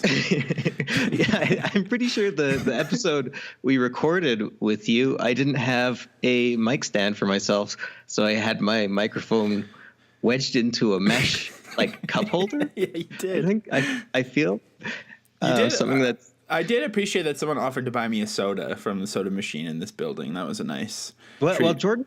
Jordan was thinking we should have bought you something. Yeah, I agree. So, are you going to Okay. present me with something right now, or? Well, are you going to get me something for this? Well, we'll see. I don't know. See, but the I thing, can't wait for the annual gift exchange. the YYC Podcast Network. That's right. Well, we should plug the YYC Podcast Network briefly. Josiah is. I don't think you're not technically part of it. Like the Blink 155 project, totally No. separate. Yeah, course. no, we're not. We don't identify as a YYC podcast. I would never. That's disgusting. And I'd say the people don't see it as a YYC podcast, especially Yeah. people in the city. Oh no, I should hope not. I hope that Mike's bloggity blog is not even aware of Blink 155. Well, I'm sure he is. You've got a considerable fan base. And now they're aware of Mike's bloggity blog. So it's really, every time I open my mouth is really. That's right. We can get into some very specific references here because Josiah, not part of the YYC Podcast Network, but part of the YYC Podcast Network group chat on Twitter. That's right. Group DM. There was some major resistance when I first joined, actually, I noticed. I feel like and this has happened multiple times when I've been in group chats where people have been added, and as they're added, the first messages that they see is someone saying, "Who is that though? Why are you adding them?" Mm-hmm. So you've been added, and then you look at like, "Oh, wonderful! I've been added to this chat. Let me see the start of the conversation," and it's just someone being like, "Who the fuck is this person?" Well, I think the difficulty was the group dynamic. You know, we have very tight chemistry, and we did have pretty balanced genders, talking male and female, in the chat, and with you coming in, it kind of threw it off balance. Right.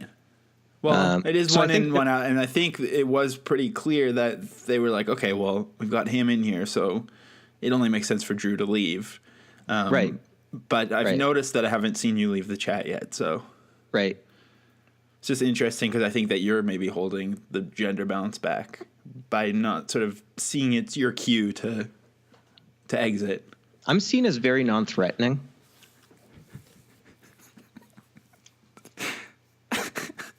Okay. I mean, I guess so. I don't know if you're the one who's allowed to say that about himself.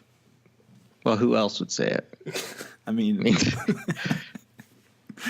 now listen, we've got Drew here from Steven Tyler Book Club, and then let's get back into talking about the YYC Podcast Network group chat, please. No, I'm sorry to interrupt. I want to say this. The other thing that's special about you is that it is actually rare that we have a guest who has heard the podcast before, interacted with the Nation, knows what the Nation is. So let's get a rundown of what Drew, Rapping for Safety, sort of, how do you feel, what is your place in this ecosystem, and sort of what's your read of it, even from your non-threatening sort of quiet corner? Well, let me just say, non-threatening, but also I see myself at the top of the food chain in terms of the Blink 155 Nation. Okay. No, that's not true. No, I see myself as sort of an outsider looking in a little bit. I'm not quite there with the like the fake parody accounts or whatever. Wow. Just ruthlessly delegitimizing them by calling them fake. I'm not saying that. I'm not saying that. I'm not in there with them. Right. So you're not running any of the alt accounts. No. Wow. I assume most of them are you. I don't have any, I swear. Okay. I was thinking of starting one when it was first cooking, but then I was like, you know what? This is already way out of hand. I can't sleep at night because there's so many all the time. Yeah. So if I get involved, then it won't even be special. It's not even fun. Before all the parody accounts got started, I was even saying that at some point one of the listeners is going to take you out. I remember that. And I don't know what it is. It's just something about this podcast that I think that I have. Specifically you. If there's truth, I mean, nobody would hurt Sam. No, he's so innocent in a way, and yet so much more culpable, like, and more deserving, I think. Oh, but I'm not. Well, let's not say that anybody deserves anything here, right? But whether there is the something violence happens or not. Yeah, and I think it is becoming. You mentioned pop screens earlier. I think it is becoming increasingly clear who is going to be the person to take me out. Now the question is just when. Yes, yeah. I have to admit I was wrong on that account. I paid some other listeners to take you out first, and I apologize. I'm not going to say any names. Now, you did appear on our I don't know what we called it, our sort of call-in fan episode. Mm-hmm. And you had a lot to say about Bill, but I don't know if everyone heard that, and maybe Bill didn't even hear it. So, I mean, do you have anything to say to Bill now? Bill Billingsley of the Blink-155 Nation? Oh, Bill Billingsley. Yes. You have a beautiful body. just appreciating that from man to another man. You're much older than me. I'm not sure how old you are. I'm 31. I'm not gonna guess. I want guess you to guess, maybe. you're probably about 40 years older than me. But boy, you're in much better shape. You look better. You look healthier, and I appreciate you. Oh, listen, that's sweet. Be sure to give me a follow on Twitter. Bill does not follow you. Wow. I don't think so. I don't follow him, actually. Okay, so you're hoping that he'll be the first one. Yeah, I don't like dipping my toe, and I'm not sure how this is. I was gonna say and not have it dip back, but that doesn't really make any sense. But you know what? I'm gonna say that I don't like to dip my toe in a pond and not have it dip back. That's beautiful, actually. Thank There's you. a lot to unpack there. But we don't have time because we're going to talk about the song Good Old Days by Blink-182. Now, I don't peg you for much of a Blink-182 fan to begin with. I was a big fan. Dude Ranch and Enema of the State came out when I was at I'm not sure what age. I don't know, like 13, 12, 13? Well, Enema of the State's turning 20 this year. Right. And I would have been. You're 31, and Bill I'm 31. is 71. Uh-huh. So Can you? I don't know. Push that off. So if you split those, I would have been 30. I think so. Okay. Well, whatever age I was, they were important to me at a certain time and a certain place.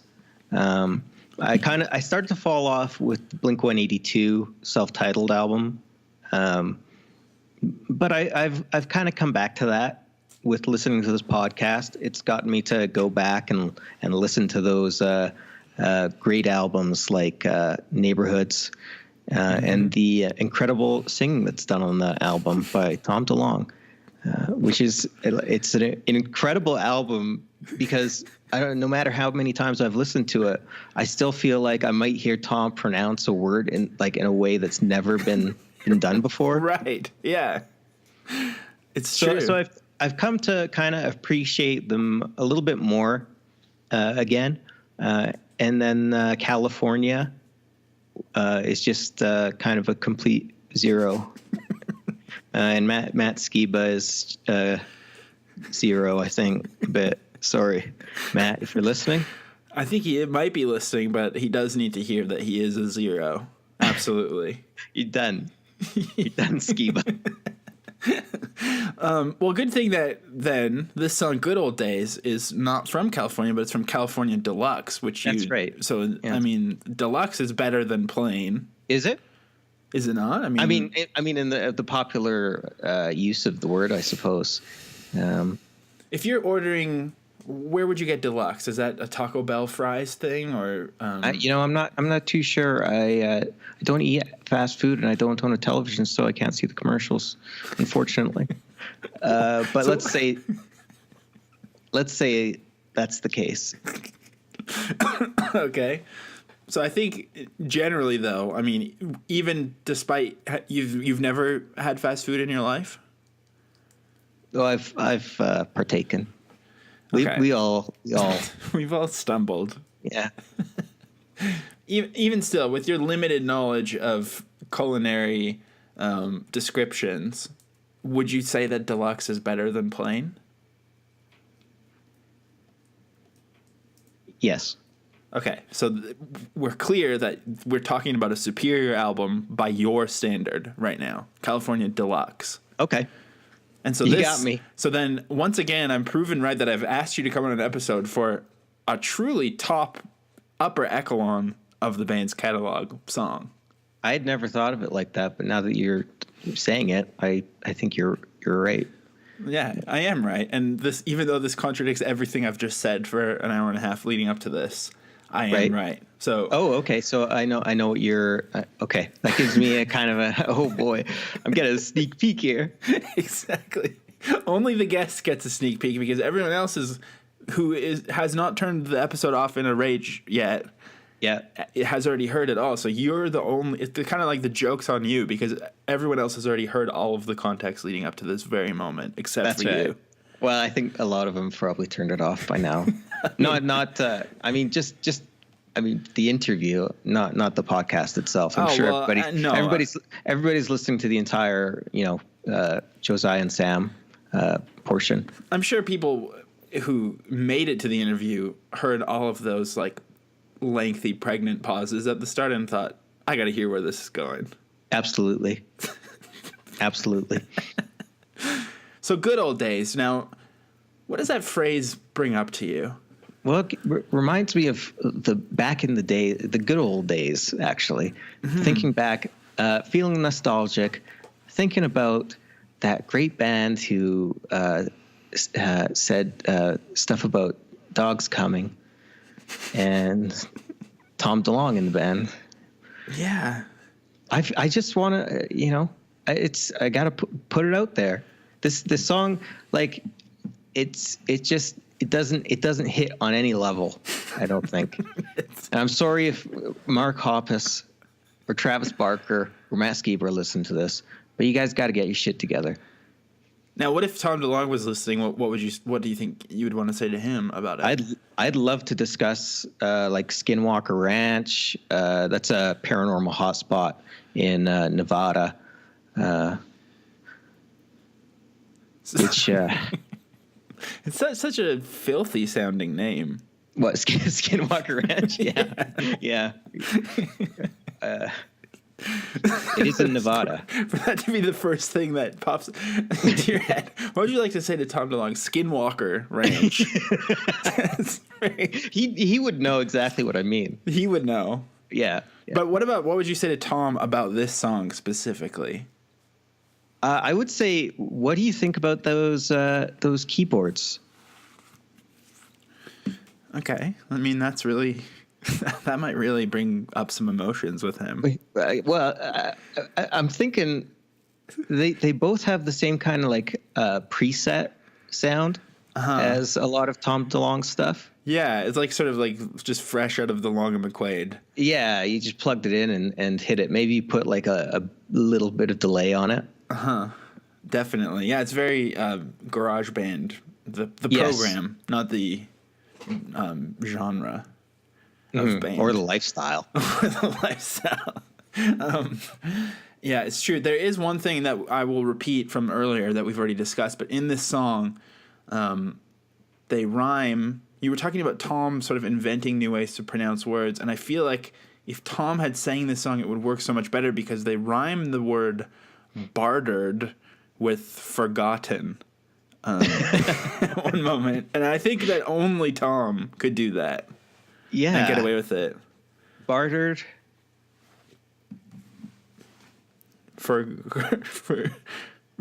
Bartered for garters.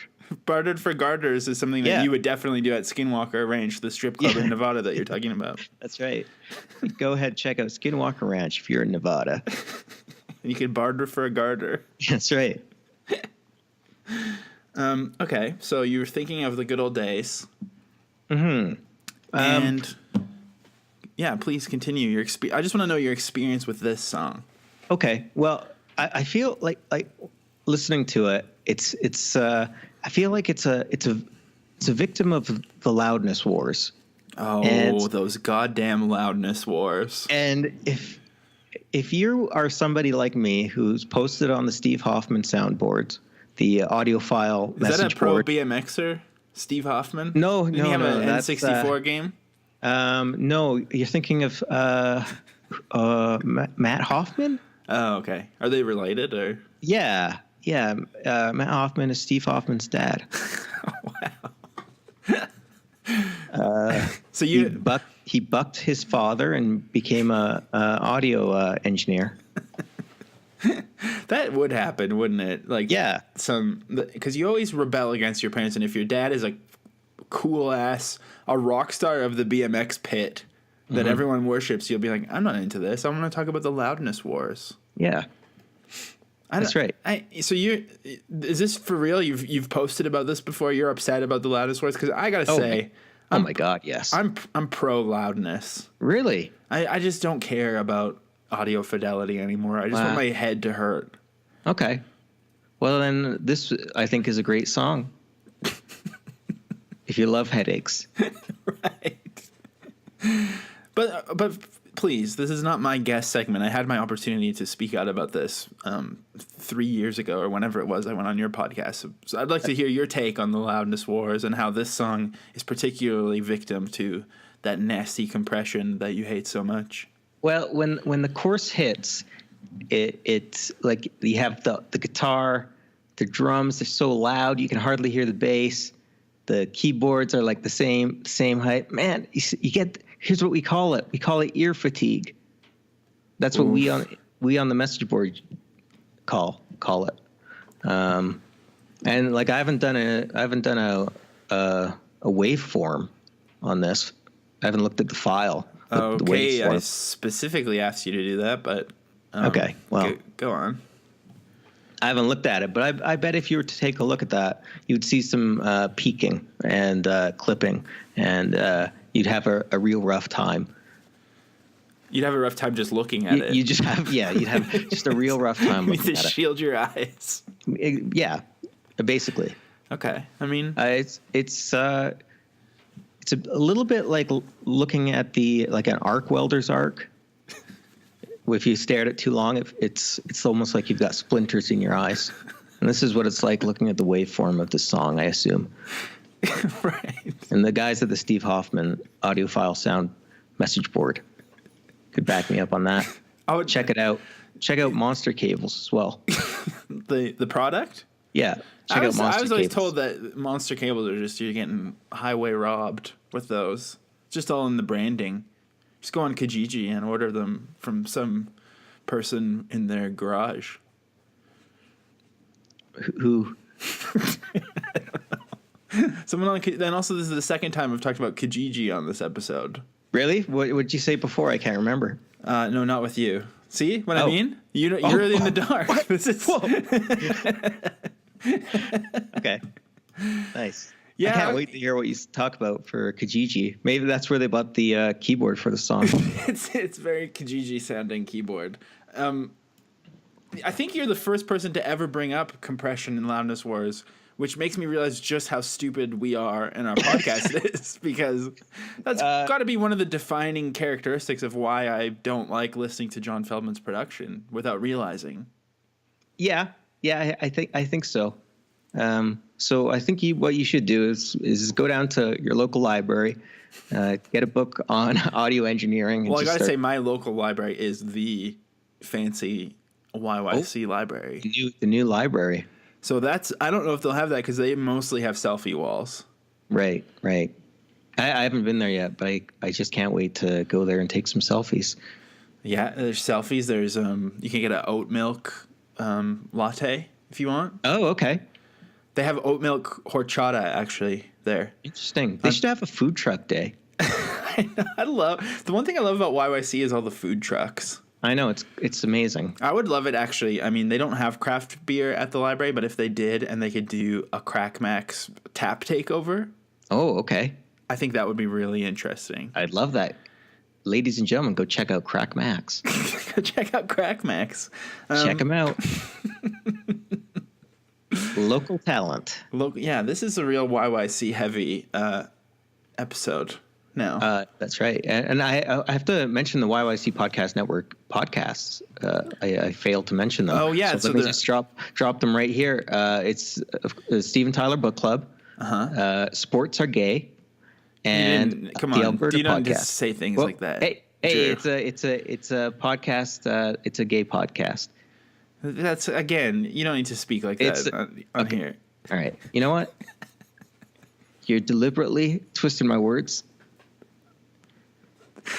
Pardon me? I can't. What? Excuse me?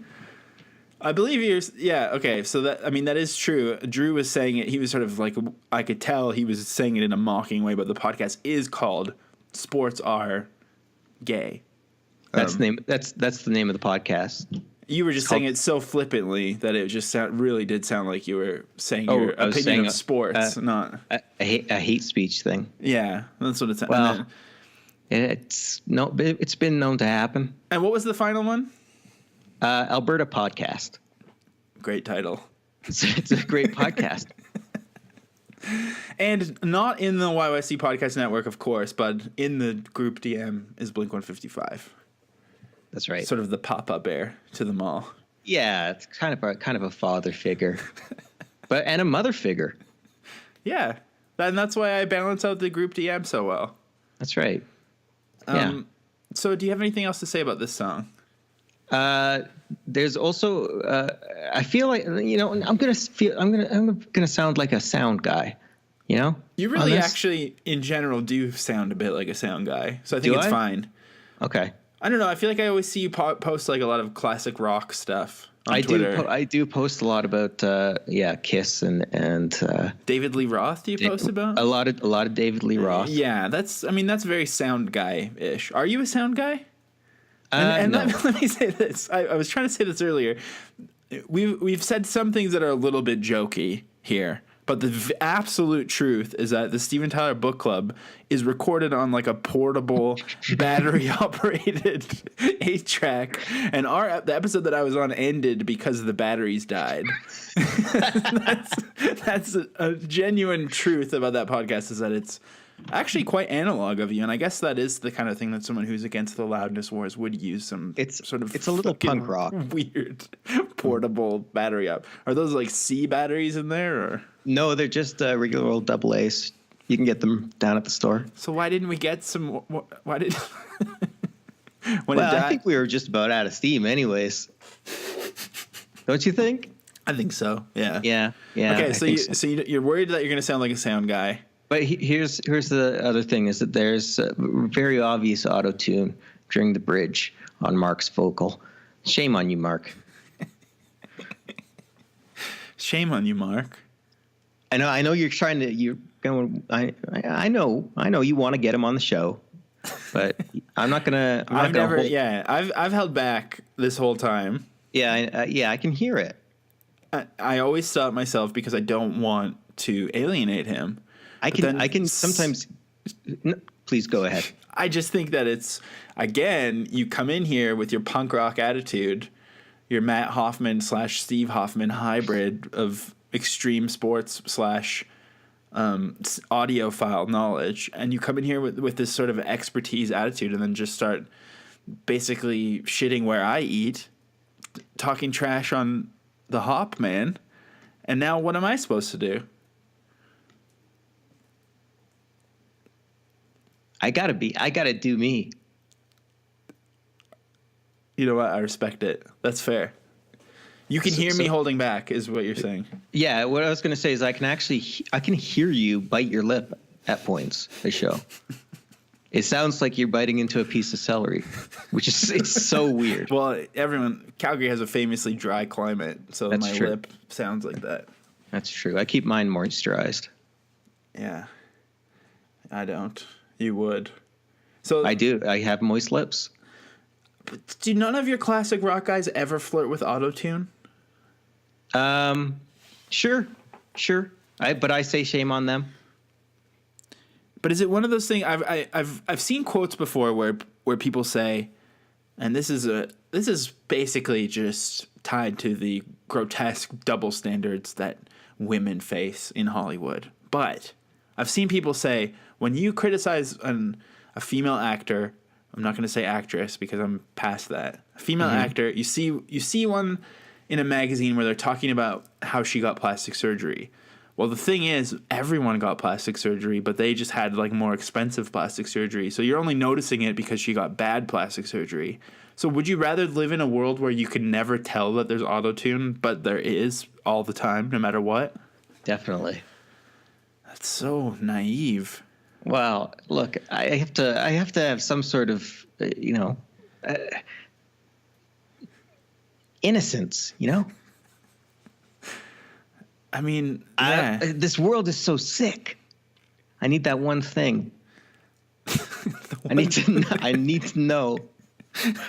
know that the classic rock singer is not using autotune. I need to know that Bruce Johnston of the Beach Boys is not using autotune. Because right now, I do know that. I know he's using autotune. I say, shame on you, Bruce. Yeah, shit. Well, it's really also making me realize that Mark Hoppus is a classic rock singer at this point.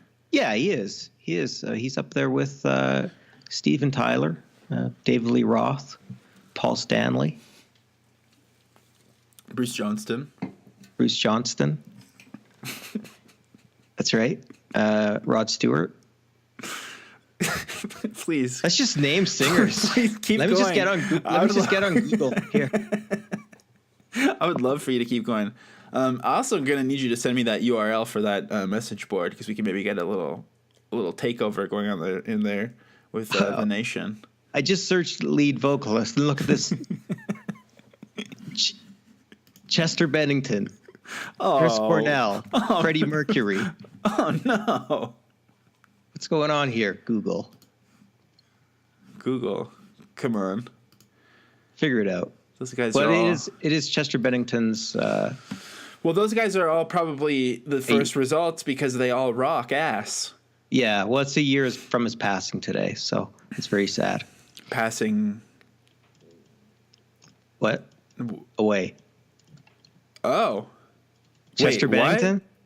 Pardon? Huh? He? Yeah. Now, did he ever use autotune?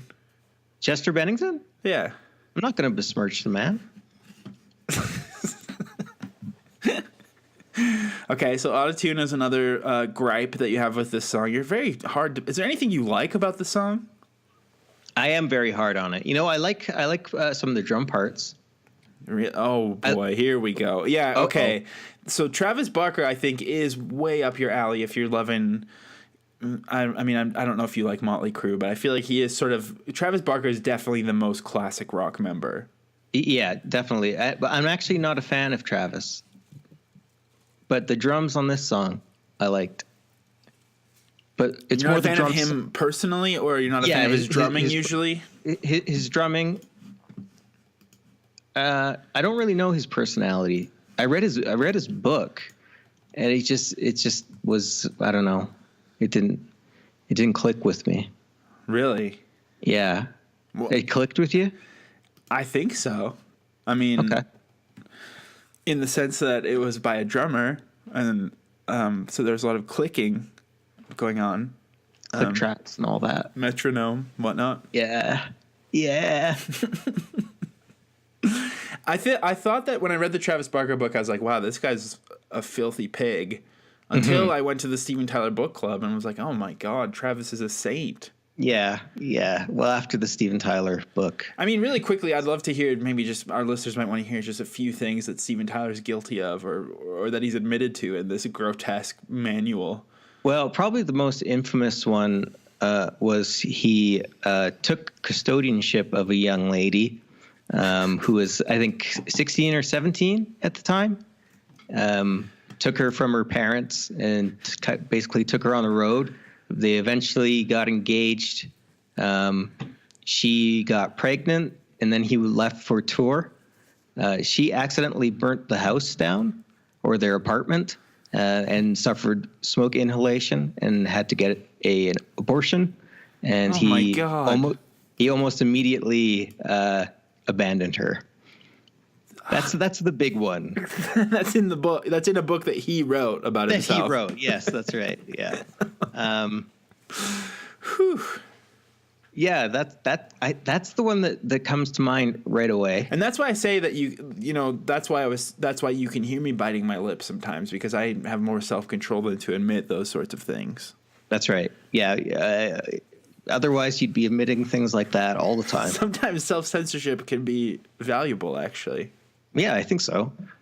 I think I could use it. I agree. A lot of the time. I absolutely agree with that. Yeah. So, okay.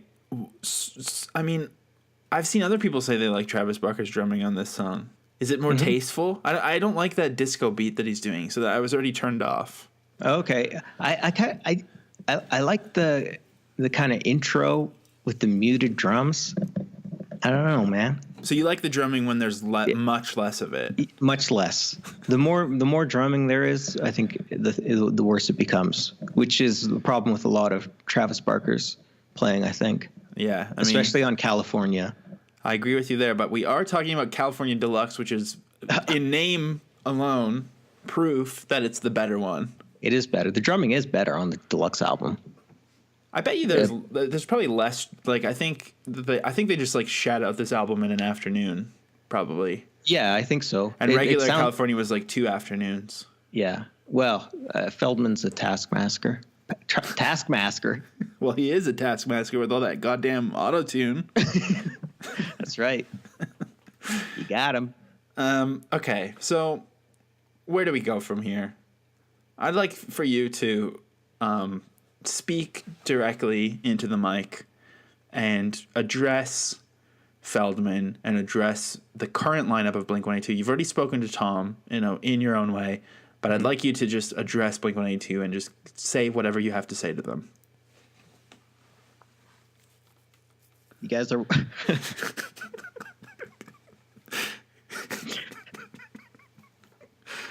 You guys are going to want to sit down.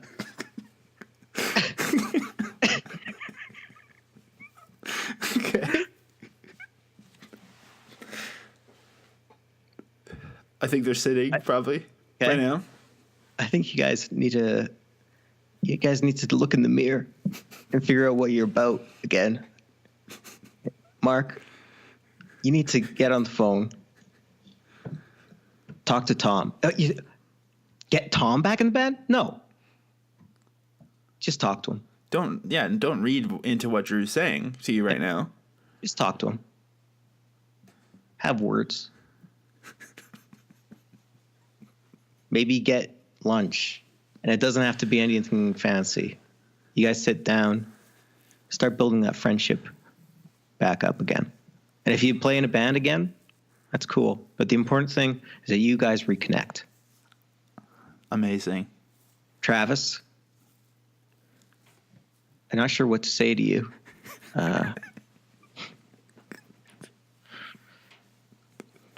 I guess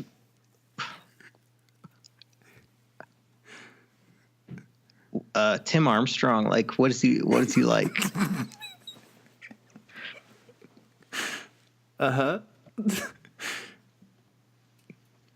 Who do I have left? Matt Skiba and John Feldman. Yeah, the two best for last. Matt Skiba. I don't know too much about you. I picture that you sleep in maybe a coffin.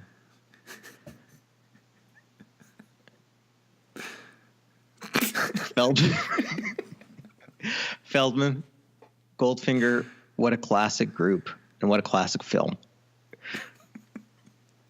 But you need to step back. You need to let the boys go and work with somebody else. Because I think